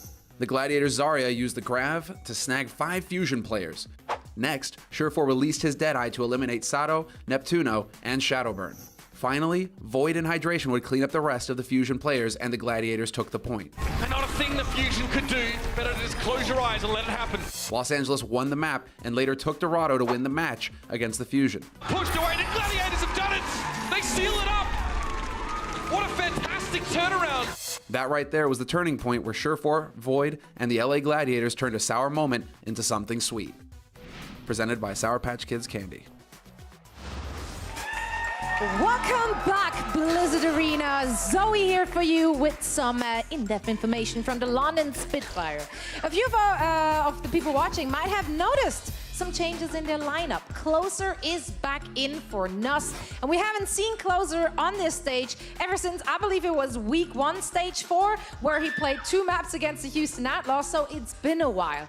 Now, when I spoke to the Spitfire about this change, they said that the last 2 matches, they were incredibly unhappy with their own performance. And those 2 matches were eye-opening for them, really showing them what changes they need to make. And Closer back in the mix was one of those changes. Another 2 changes they focused on over the course of the last couple of days was Gesture being more on the Reinhardt and Profit going off on that Pharah. And so far they were incredibly happy with what they changed up in their lineup. However, the Gladiators just edged out that last map. So let's see if the Gladiators can tie up the series or if London is going to take it home.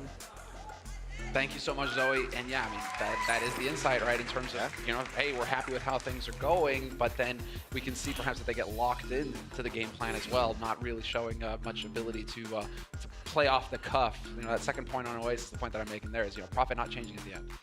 It was a little bit interesting. Oasis just confounds them. I think they're just they almost chalk it up to a loss. It's got to be in their head at this moment. But overall, I like what the organization has done with their team, trimming the roster, taking some of the questions away from it, and then even with your minimal roster, you're still making changes. It's not how you looked in stage 4, it's how you finish. And London's eyes firmly on the season playoff prizes here. See some substitutions come in as we roll into Gibraltar. Bishu's coming back in for Void.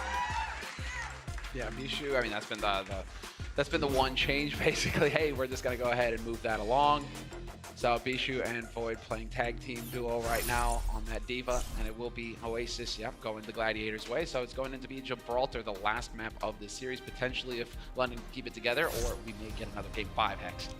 I mean, Gibraltar, how it's been going lately, we're going to be here a bit. Both teams are going to finish. We'll see second halves, maybe third halves. I might end with like, 6-5 here on Gibraltar, very possible.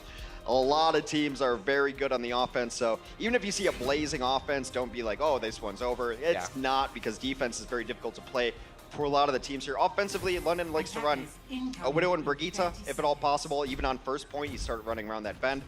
Second point, Brigitte becomes a little more of a liability because high ground is such a big deal, so they'll switch into a Genji. They obviously have the players to do that.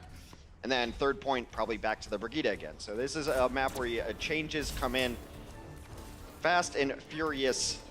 We'll see, the Gladiators here. This is something we're also talking about amongst the town here, is like how this map plays differently at the competitive level than it does on the ladder, because this is where you want to hold. You don't want to fight in car wash, you don't want to fight on the platform on first, which everyone does when you're playing online.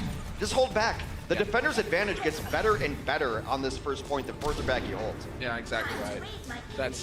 We'll see. We'll see. Are they going to be able to manage it or not here? London Spitfire pushing forward already, according to plan. Los Angeles Gladiators just a bit of a poke at the beginning to get information on which composition London we're going to go with.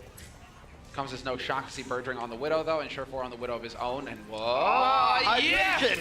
Yes! Hydration going for the Doom. He's run this on this map before. He's very happy with running the Doomfist on this map. Doomfist, you forget about his vertical mobility, and that's really what you need on a lot of good Overwatch maps. Vertical mobility, the ability to get up to places, slamming into the server room. Look at that! It's perfect! Closer can't survive. Hydration will get run over by Birdring, but still, he did his work. Both of the backline dead here for London Spitfire. No one expects the Thanos drop from above. He's hanging out on that perch. I love his positioning there. The perch up to the right is where a lot of tanks will be dueling back and forth. He sent Divas up there, and they're just kind of wanting to hold the position, make sure no one's there. He notices that they're rotating through server room. Seismic slam, punch, uppercut, all the fighting move combos. You got Ryu entering the game. Yeah, he hit those links, man. Didn't miss. That's a fighting game reference. Thanks, by the way. thanks, Thank you. Oh, yeah, no, that was awesome. I was talking to you yesterday about frame perfect hits, and you just throw that at me? Come on. Hydration, the man, come on, keep delivering here to save us from this moment. Give me something to talk about so that I can stop ruining me. Hydration, Doesn't matter. He kills both of the backline again. You trade that for days. Closer Badoshin, done. Hydration soaking this team in pain. Yeah, the roast is real. Now he's got the right. Now he's basically going to be death from above. Incarnate just comes smashing down like a meteor. 6 ults. 6 ults. They go to Genji here, not necessarily the strong Doomfist counter. You think of heroes like Pharah, heroes like McCree can be very good against Doomfist because when he's locked in those animations, you can just plunk in headshots. Widow can be good if you have the angle on him, but he's been fighting it into the server room every time. I think the big thing for London is stop going through the server room. Yeah, verticality is what they're looking like, it seems. Like before, it seems. Hydration not able to get it off in time. Will hold on to his ult. Big Goose is dead as well. So now an opportunity here for London Spitfire with a minute and a half. We'll start getting some real pressure on. All right, he's staying on the Doomfist here. They got plenty of time to come back and fight this one. Set up, don't trickle in 1v1 now. You have time to get through these doorways and fight again as a team because of the good holds you've had so far. Let's see, Hydration waiting for him to get back in here. The punch out to lead the way, gets dropped immediately down to half HP. Bergering not missing the opportunity. And yep, sure enough, there it is, Meteor Strike. Not gonna find anything. Meteor Strike is a versatile ultimate though. You can use it for escapability. That's what he was doing there. If he gets any kills, it's just a butter on top there. Now here comes up Blade. Prophet looking to finish this one out. That is 1/ Gesture chimes in as well. Backline dead. This point will go to the London Spitfire. But what excellent defense so far. 40 seconds. It's taken London so long to get in here that they only have 3 minutes now to push through to the second point. This is where a lot of teams can get stalled out. London in position, yep, to get some staggers. Gibraltar split spawn strike again. They kill Shaz and Big Goose. That is the map kill. They should start giving credit for that one because there's no way you're living through that. Because they died early on, they get that, or late rather, they get that spawn. That's rough, and that gives so much free space. They're going to be able to push this under the shuttle, which is kind of the tipping point. Exactly, and now timing is impeccable there for Birdring to start looking through walls. Gets the key headshot onto Surefour. Big Goose is in position to res it, obviously, but still, that means no res for the rest of this fight. Hydration has changed it over. Gonna be running the Brigida. Salvation just chucking that self-destruct and hoping to catch him out. Not gonna happen though. So London Spitfire now, they're at that ramp, and this is gonna be the key position here for London Los Angeles Gladiators, rather. They need to shut them down here. Doshin going down early, it means they're gonna back up. Just trying to get a little damage on the retreat, but they're gonna back up and reset. And now this is a great position for the defense to be able to camp these doors. You could even put Brigida up front here too if you wanted, but the problem with that is she's not mobile. That's why you have the Diva and the Winston there. They're blocking doors, they're giving scouting info. Fissure's got to be careful though, he gets stunned, he gets deleted. Tries to jump out of harm's way, that's not meant to be. He jumped right into 6 of them. London Spitfire not gonna let that pass. So Gesture and Fury now get to set up shop. Prophet, obviously, he might as well just be camping out on this payload, just keeps pushing it forward constantly. Yeah, he's killed both tanks, and that's why it's such a good anti-dive hero. The tanks wanted to be able to jump away. You can't jump when you're stunned. Exactly. Trance is used by Shaz. AoE healing. Notion just calmly holding onto his a second longer. Will be an aggro rally used here by Prophet, trying to get that armor out. Now Hydration going for one of his own. They know that they're so close. They want to try to finish off this fight. A big self-destruct over the top does not end up finding any bodies below. Prophet falls. This one could very well be over. You see Gesture leaving with the rest of his team. Time to retreat. Yep. Birdring's close now. So efficient on the Widow today. 7 limbs, 6 final blows. Very similar to some of the stats he had in earlier maps as well. It's a Widow dream to have your eliminations and final blows line up entirely. It just means that you're being selfish. You're not sharing those kills. No, you get the job done solo. They're very even in terms of kills for both of these teams right now. 17 for London, 14 for Gladiators. And Gladiators, I mean, they're doing an excellent job here. 40 seconds on the clock again for London Spitfire. This is going to be the push. This is what it's all about now. Surefour nearly getting pummeled there by Prophet. Does manage to make it out. Valkyrie pops early on because they have Transcendence to follow it up. Closer just trying to stay alive. Valkyrie, but not with his team because he has to run away from the self-destruct. Big. Will bring back Badoshin, but that's only because Transcendence coming up. This is looking bad for London. This is sloppy. Prophet getting caught. Doshin as well. Great staggers coming through here for Gladiators. And so this is going to be it. 15 seconds less now. Going to be 10 seconds here for London Spitfire. Now they have to get through these choke points with LA Gladiators just holding aggro. Not going to let him in for free. Beishu trying to collapse on Fury. If you can get the D-Mech, that's going to be a whole lot less stall for London Spitfire to work with. Gesture having to back out. Who's going to touch the point? Gesture can't get there. Prophet neither. They can't make it in time. Los Angeles Gladiators hold. Fury might have gone in a bit too early there. He had time to be able to wait and then charge in. He goes in with about 5 seconds left, killed before overtime is even ticking down. Gesture unable to get there either. A very good win condition for the Gladiators. And I think Kester cursed the map. I'm like, oh, we're going to see a ton of Gibraltar. People finish this map all the time, but the defense was stout. The stabilizing fight after... they were in a terrible position. They lost first point, then both their supports got split spawned. And then they give up a ton of ground. They come back, they win the fight, then they're holding doors. I love the aggressive holds we're seeing out of most teams in the Overwatch League right now. When there's 15 seconds left, you don't just let them in, make a roadblock at least, right? And you see these mobile tanks holding the doors. And as long as you don't get Brigitte stunned, and be able to get back to your team anyway. So nice hold, nice stabilizing fight from the Gladiators. So long as you kill those tanks, there's not going to be much HP there for London to build around, trying to push forward in overtime. Dunzo. So it is going to be the swap now, obviously. Los Angeles Gladiators going to flip over to the offense. It's going to be London Spitfire on the defense. And so, Birdry, well, no...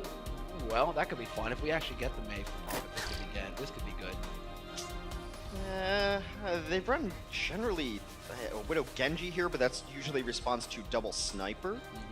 A May could be interesting here. That's probably not going to happen. I'm trying to remember. Well, he's probably sitting in spawn waiting for his team to scout. Yeah, that's exactly what thank you, observers, right there. So, Prophet is actually eventually just going to switch to the Brigitte. Yeah, Brigitte Widow is something they like to run on this. See, double sniper is not really invoked for either of these teams right now. Seems like they want to run a Genji. I don't know, Prophet's not moving. I mean, he's still waiting for the scouting info. He wants to know what they're running first before he commits to a hero to run. But the Gladiators are going to run something a little bit different in actual Gladiator style. Well, they start with Shaz. They're just looking for that early hook. Shaz will go back and go onto the Zenyatta. Yeah. So we will have hydration on the Genji, gives them that verticality to back it up here with Fisher and Bishu. You can have that three-man killing team just looking in, trying to assassinate someone immediately. But so far, London Spitfire, good healing there, allows for their tanks to just kind of take this poke battle, not give up the high ground for free. What a Genji. I mean, that early Roadhog and the early sitting in spawn is kind of this mind games of they want someone out there to scout what they're doing, and then like they don't want you to scout, so they're going to try to Roadhog hook you. We have yet to really see it pay off in a lot of these situations, but now the Brawl comes up for the perch. Yeah, hydration is here. He is going to be able to get that stun. So, yep, exactly. Goes for it, but Fisher, or Gesture rather, holding just far enough back. Birdring with a decisive headshot on Sure4. Will get rezzed by Big Goose, who's in position there. But again, you gotta be careful about this stun combo. If you're one of these tanks right now, you're playing with fire. If hydration gets a stun on you, you could die, and that's gonna be a big opening for the Gladiators. A lot more healing and damage done from the London supports, though. Already Valkyrie up, Shaz out of the fight. Birdring is having himself one heck of a set so far today. His key kills, the targets he's taking down are so important.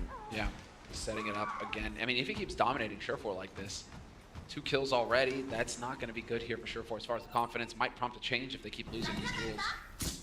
Birdring's stat line now, 10 eliminations, 9 final blows. Yeah, he continues to be selfish, but that's fine. And a sniper, I'm totally okay with that, Hex. In fact, it should be encouraged. Yes, just get headshots, get the kills. There's no such thing as kill stealing. Just kill him, I don't care, Widow. As long as I'm not asking Widow to switch, I'm happy. All right, well, Rally put it to play. That was hydration. He's been playing the Brigitte longer, so he's actually got it a bit quicker there than Prophet. But Prophet, Prophet getting sniped before he can get his off. He will get rezzed up here by Closer. Could have a combat. Yep, combat Rally thrown in. No hesitation there on the side of Prophet. Love to get Doshin some of that armor, and he will find it as well. Shaz, Big Goose already throwing in the Transcend Foul. Doshin, once again, staggering his trance, trying to outweight it a little bit. We'll see if it makes a difference here for his team. They brought Sure4 back to life, but he will just die again to Badoshin. They've kind of switched spot. Sure4 in a rough spot. Now the chase is on. He's showing a bit of trouble there, but it's not enough to continue to chase. Birdring shows up again. Big Goose. This is your minutely Birdring update, 13-11. I've been waiting for him to come back to form, right? He was so good in stage 1 and stage 2. Injury derailed a lot of London's hopes there, but it does seem like he has returned, and that should be terrifying for every other team in the league. I mean, it's terrifying for Big Goose right now. He's died 5 times. His counterpart on the other side died twice. Closer.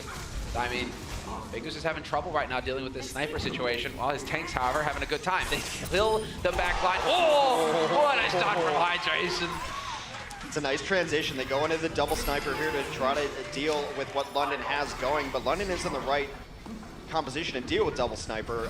Defensive Hanzo is not always ideal. You just run profit on it. This is identical.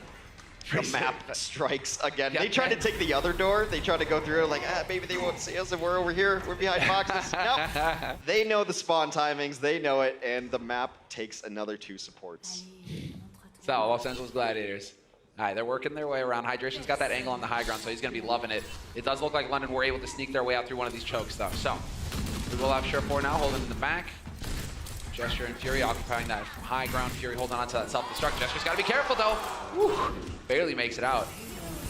We'll get topped up again. Fisher looking to build on this, though. They know the Gesture is low, so get in there and pressure the backline. Closer with the Falcon. Not going to be able to get the res off in time on Doshin, or to keep Doshin alive at least. Oh, he could go for it now. Delayed. This res is going to be huge because now they have Transcendence, whereas Shas used his during the fight. Transcendence is available now, but Doshin goes down again! Sure4 with the money shot right there. Bird Ring now under pressure here. Fisher looking to punch him to death. But the kills are coming in for London Spitfire, and it's looking like they will hold at the end. Near identical situations here to what Los Angeles Gladiators had to face. We talk about Gesture and Fissure going against each other, and Gesture has 5 Primal Rage kills. He has been punching people to death in full Hulk mode right now. Well, they're almost dead even in terms of stats right now.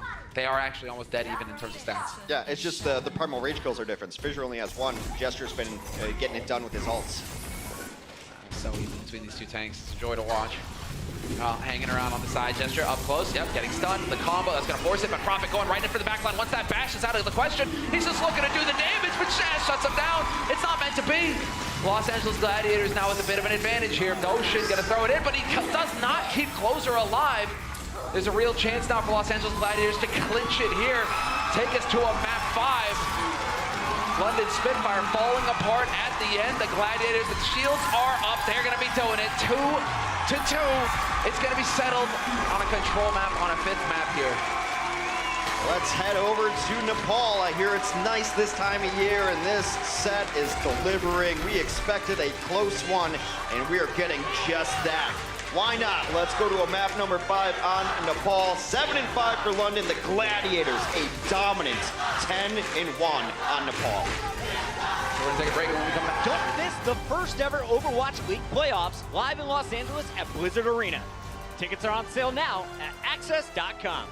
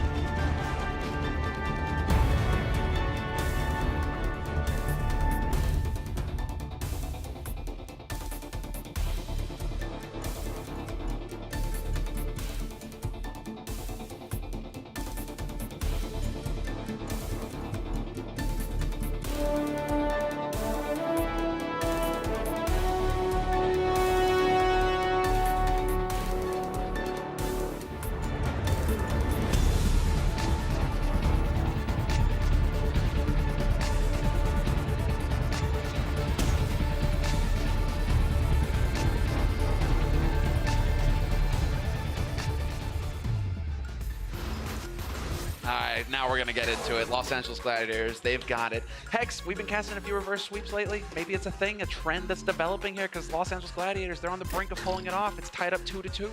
Get those backwards brooms out. Is that what you do for a reverse sweep? Yeah, that's Not a sweep is like an actual broom. I don't know. Maybe a dust buster. I mean, it's funny because a regular broom can go both directions in general, right? Isn't that how it's supposed to work? Not if you're left-handed. Oh, okay. Yeah, fine. Or it's one of those like push brooms. I don't know. Kind of, As if I've ever swept my room. Oh yeah, no. This is a modern time. Brooms in 2018. Get out. Yeah, I got a person for that. Okay, I got a sweeper. They do my chimney, then my floors. Working for Blizzard. Moving on No, up. it's Brent. Brent sweeps my chimney. He's a chimney sweeper. Hey, he is skinny enough. All right, so moving on. Yeah. To get into the chaos here of a 5th map, it is going to be Control. We are going to see one sub coming in for the Gladiators, but I think you guys are not going to be shocked to see, who's actually coming in. It's been kind of a trend in this series. Bishu Void, Void Bishu, Bishu Void, Void Bishu. Yeah, so we got that. Then you can have the question, it's like, are they specializing on particular map formats, right? And what is going on? Because they kind of play the same role for the team. But here we go. Void subbing in for Bishu. So this will be it. Pressure on his shoulders here to perform when his team needs him, because Los Angeles Gladiators, this is going to be their opportunity. London looking to perhaps exercise some control demons. They haven't been great on it. This map better than Oasis, of course, which they've just been abysmal on. But the Gladiators, like I said, 10-1 on Nepal. They've got this one figured out. I have to imagine there's going to be a lot of Pharah until we get to Sanctum. And Sanctum, Short 4 is really good on Sanctum. I just, in recent memory, just watching him do duels with people on that Widowmaker when they get to Sanctum is so good for them. Yeah. And Hydration's versatility allows them to run like a Junkrat or a Pharah or a Genji or anything along those lines. Doomfist. We've seen it. Honestly, we've seen it. I love Doomfist. I mean, we can see even some Reaper on this map. That's just always fun. Let me try to reverse capture Curse with something. The only hero that I guarantee we won't see is Symmetra. No, yeah, okay, come on. Next season though. Let's go. Next season. If you guys are on the PTR, definitely check it out. Or Dote. Or don't. If you want to maintain your sanity. That is a lot of beam damage there. Some cool tech with her though too. I mean, with the teleporter up and like the projectile. It is turrets. pretty You sick. see that blocking the Deadeye? Yeah, blocking the Deadeye with your turret, Yeah. but also just setting it up where you're porting Diva Bombs in. Yeah. Right there. Or the Bastion. No, because Deadeye needed to be worse. Yeah. Yeah. More things to block it. Just got a little bit of a tech difficulty going into it, but I mean, of course, these are rare here at the studio. Shout out to our admins who are so on top of everything here. It usually runs pretty smooth, but hey, every now and again something happens. So Yeah, I don't know. sorting that out real quick. A Panic Jay is my favorite Jay. Yeah, he's like, our admin. he's too chill. You got to give him some problems sometimes. So you Stress him out can't a little tell bit. when he's panicked. That's why. It's Yeah. like maybe there's some sweat, but he's chilling. Our RT guys have like a lot of stuff that they want to do going forward that they can just not work anymore. They're like, we're gonna automate it all. If the problem goes down, it'll all be done by robots. Yeah. Robots are coming for all of us. Yeah, they are. Don't worry. Simulation. All right, so Void heads back in the server. So we should be getting it going, guys. Don't worry about it. Enough fussing about on our side. But what are we gonna? I mean, what can we expect going into this? Because you're right, there is this depth in heroes. You can have all sorts coming out from Hydration, but on London's side, it always seems like, hey, getting into Control, London. Yeah, I would like to see Prophet not running Brigitte. I think he's fine on it. I think he's good on it, but I think that he's so talented at DPS roles and Tracer and a lot of versatile and maybe a Pharah as well. I would like to see Pharah Widow as Pharah Widow. I want to see mirror matches, just see like who has got the better skill today. Why not? Yeah. Please. Prophet is the beast. He is the raid boss that you're constantly trying to kill on this Yeah. team. I mean, Gladiators, they've done it 2 maps running now, so shout outs to them. Hopefully they get the loot. But, Prophet, he's unstoppable, so please put him on DPS. Please allow him to just dominate outright. Brigitte is fun because you get the stun combos, you can have some kind of setup like that, but you're not the one doing the killing. You're setting it up for the rest of your team. Okay, so we are moving into Nepal. Our very first stage will be Sanctum. I've called this an outlier map. You see different compositions on Sanctum than you do on Garden, or Village rather, and Shrine. So we have a little bit of a sneak peek here. These teams are not looking like they're going to run a mirror match. So some interesting stuff from the side of London when we do finally load in. They've got a Hog and an Orisa. So no Hog on the other side of things. There will be a Junkrat Diva Orisa for the side of the Gladiators. So a little bit different here, but I think this one still really depends on third ring versus short forward. That's it, and who's going to prioritize who's going to get the pocket from their Mercy. That's the big differentiator as well. We saw a bit of that yesterday.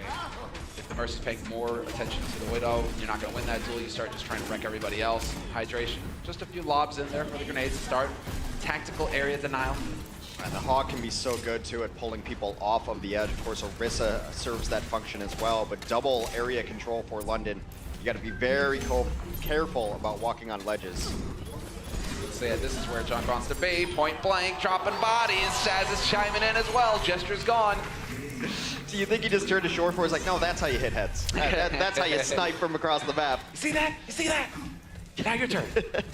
Sitting next to a Widow to get across the map orb. Nice shot there from Shaz.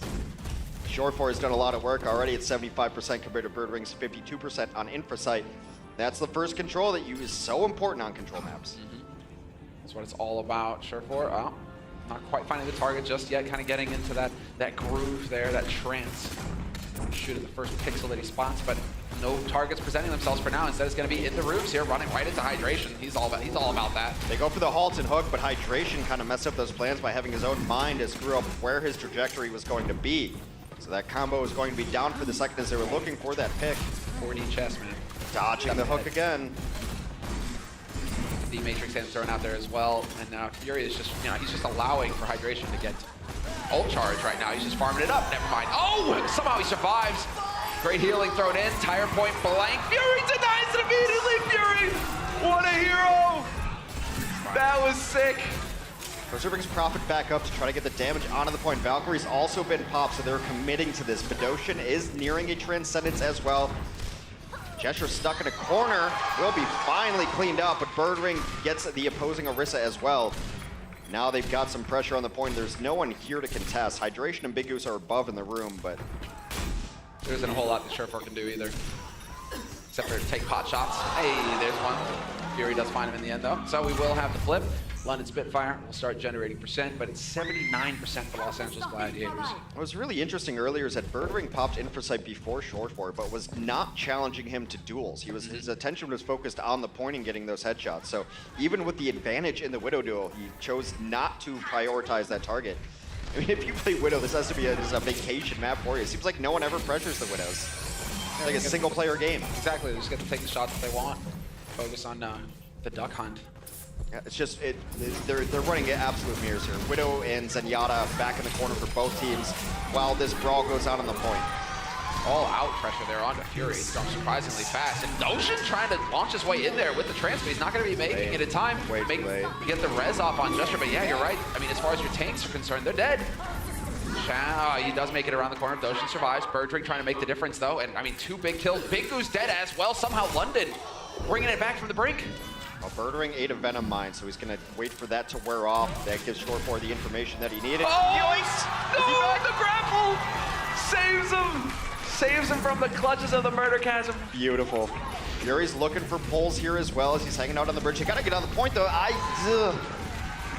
mean, with all of the kills that Birdwing has been getting, they can't give up that point for free. It's like they're looking. Oh, that was big. There we go. Poke Shaz out, and that was with a trance as well.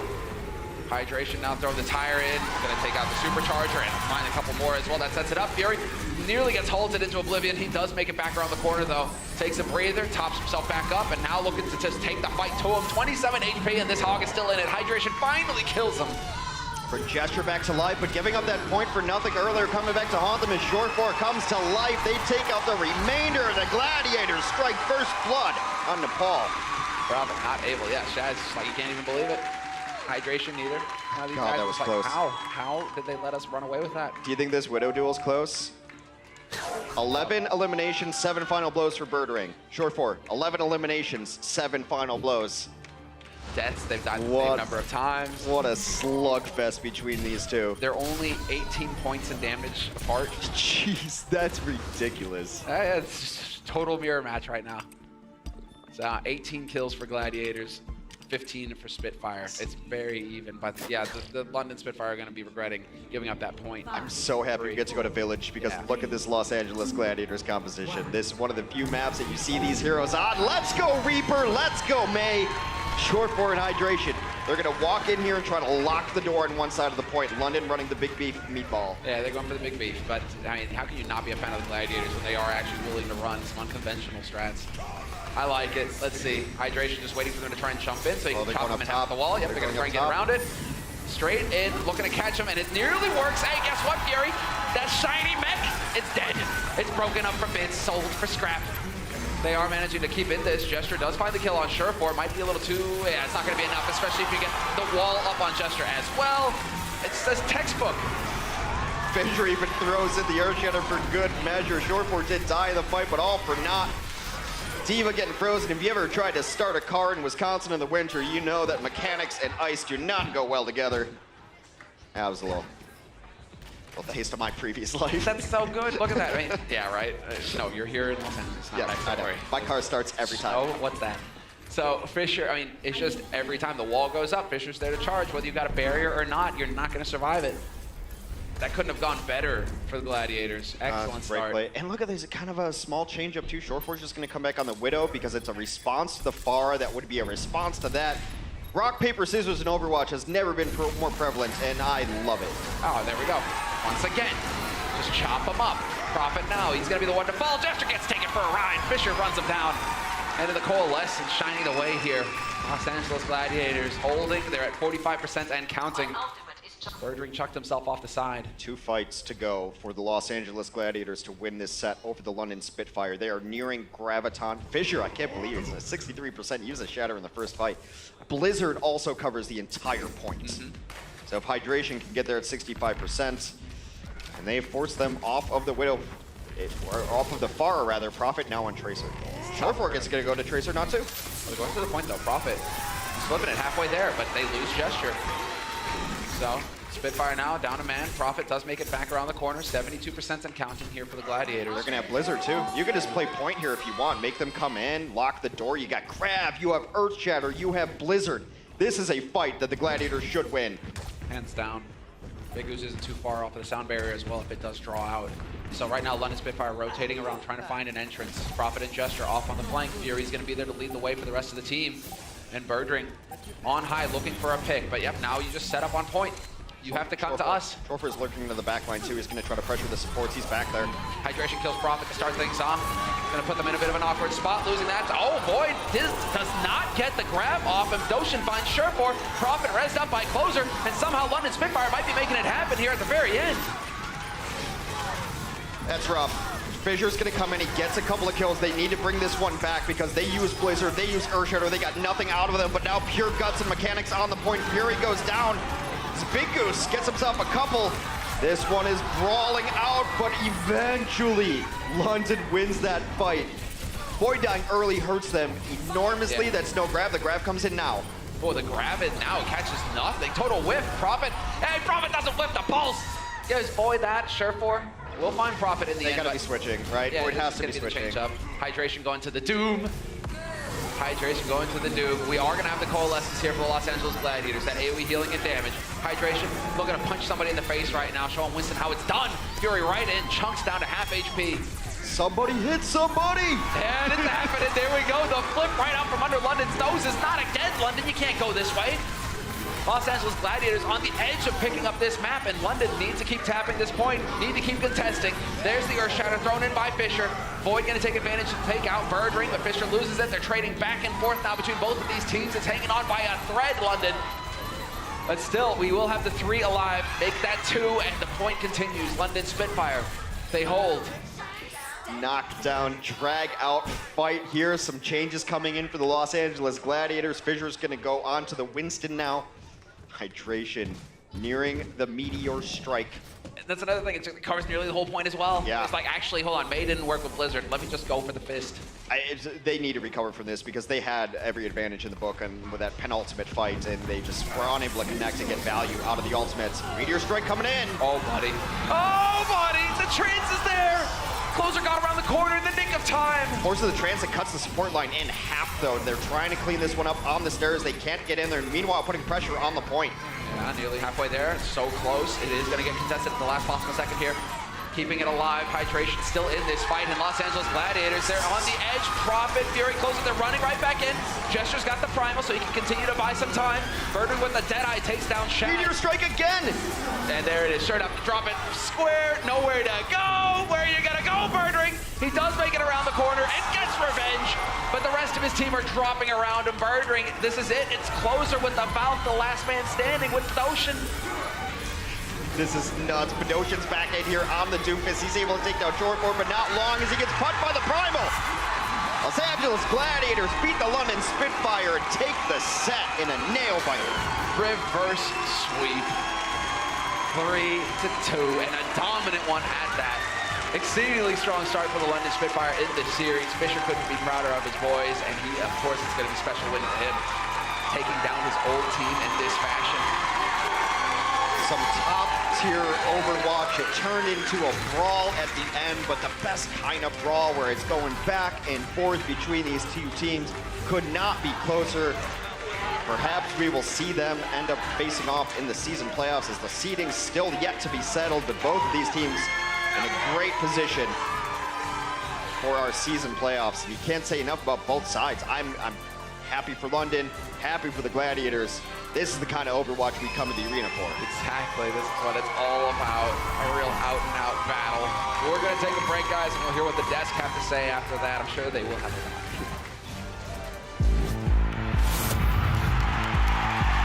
Are you ready? Today, you're in for a real treat.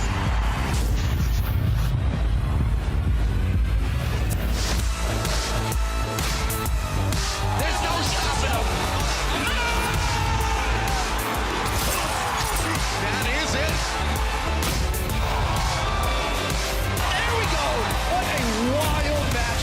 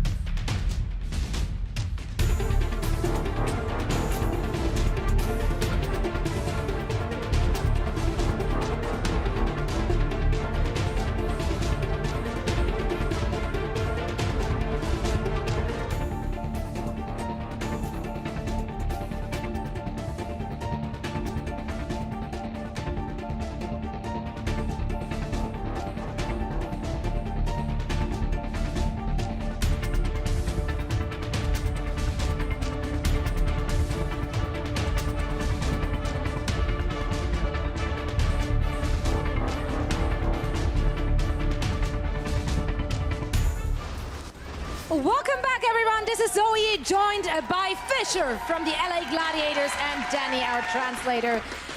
Now, let's talk about what we just saw. This is the first time, by the way, a team in this league managed to pull off a reverse sweep twice in 1 week. So congratulations to the Gladiators. But of course, we want to know, against London Spitfire, how did you get it done? Oh, can I? Okay. Thank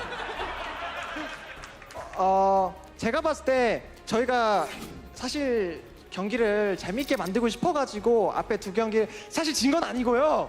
저희가 첫 번째 두 경기에서 제가 느꼈던 거는 제가 조금 더 팀을 위해서 더 움직였어야 되는데 제가 좀 많이 못하는 게 많았어요. 그래서 그걸 제가 그 뉴욕 때나 런던 때나 제가 들어가서 약간 계속 생각하면서 무엇이 문제였는지 계속 피드백을 했고 세 번째부터 제가 나아지고 팀 전체가 나아지니까 저희가 역습할 수 있었다고 생각합니다. So I got this. Try. All right. So first of all, the first two matches I lost on purpose. JK, that wasn't the case. I actually lost because I had more to do. I was supposed to lead the team, but I couldn't do that. So going into the third match, after the halftime, I talked with my coaches and the coaching staff and everyone, all my teammates, and we worked it out and we got the win. Boom! Boom!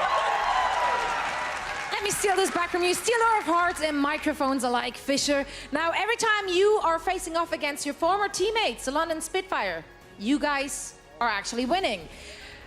Does this matchup still have a special place in your heart or motivate you on a different level than any other team in this league?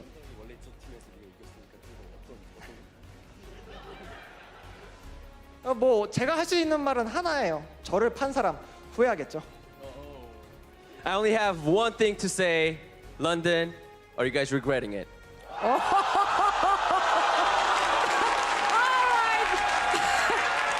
Fisher, thank you so much. Who's better than Fisher? No one. Back to the desk. I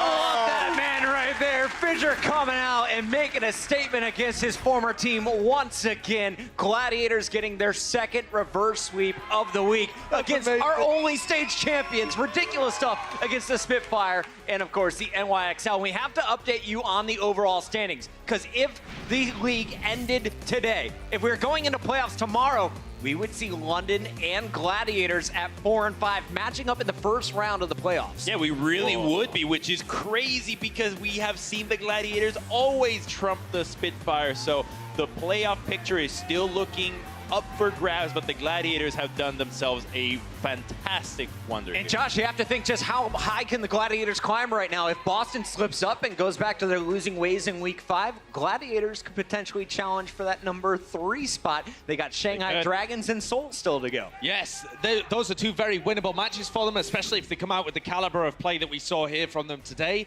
So the sky's the limit in some sense. I mean, the sky is the limit apart from NYXL and probably the LA Valiant, but the third sky is the limit. Yeah, that third sky's the best sky. Let's get into the games, though, as we go back to game number 3. Now, you heard in halftime, Sideshow said, I want to see hydration on the Pharah. We saw it on Oasis for a half second, and he immediately switched off it. Yes, he was in there for one fight, and then Birdring got the better end of Surefour, and at that point, Birdring's just got free reign. So Hydration decided, I'm not going to try and recontest with the Pharah, instead goes over to the Brigitte, and that's really where the LA Gladiators have seemed to be getting these wins. They're really good on control right now in this meta. They have a great idea of how the tanks need to play. What a whip shot coming out from Hydration.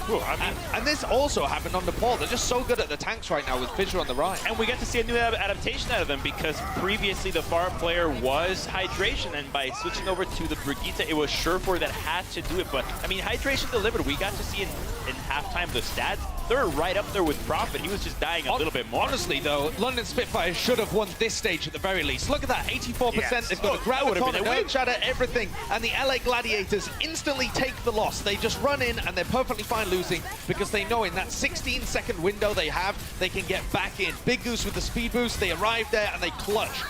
London Spitfire were not prepared for that Pharah coming out from Surefour, and they ended up losing the map. Now, this was the map we were worried for. If you were a Gladiators fan, their record, it was inferior to the Spitfire, but a Doomfist came out to shake things up. It was just awesome to see Hydration play. He would always trade 1 for 2, but it was both support. That doesn't matter. You could have your Doomfist die every day of the week as long as he's trading so wonderfully, and it's really a good strategy that I think only the Gladiators have got to show it. Nobody else has the balls to actually play Doomfist not on a stall tactic. Some big diva bombs, some big diva plays on both ends, but the Gladiators ended up holding the Spitfire short of the second point, and then were eventually able to push the payload a little bit further. What did we see on the Gladiators' attack? Because it wasn't pretty at first.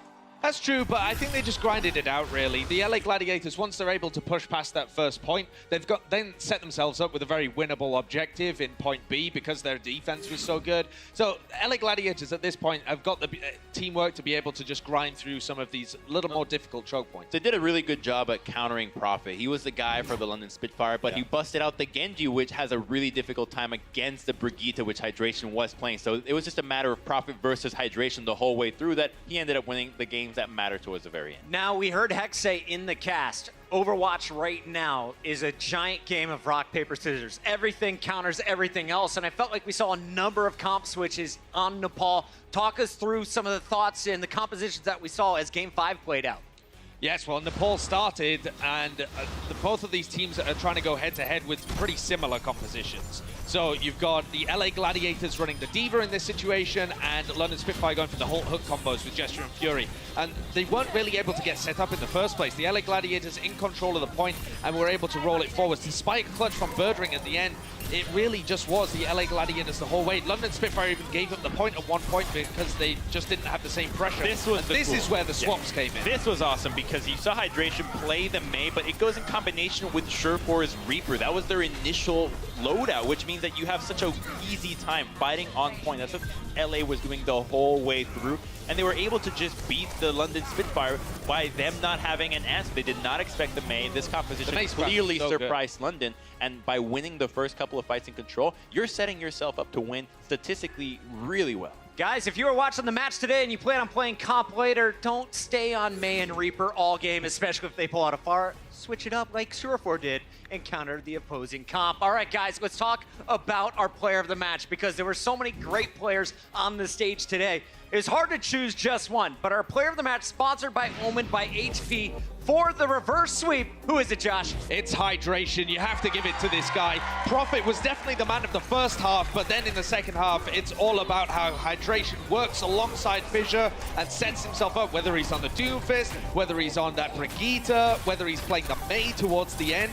He's pivotal in terms of their compositions and their switches by being so flexible, and it's a credit to him and Fissure working together, I think, that they're so good right now. They've tied NYXL for the most reverse sweeps in the entire league at 3, and most of them have come in this stage because they're really good at the control maps in this stage. And I think you have to acknowledge that Hydration is expanding his hero pool more than other DPSs. You're really not seeing anybody handle the Doomfist like the LA Gladiators have been this whole season, and that is going to play an important factor when we go into season playoffs. Nobody else is doing this besides LA. Yeah, it's been a rainy week for London as well. And it's been when is it not?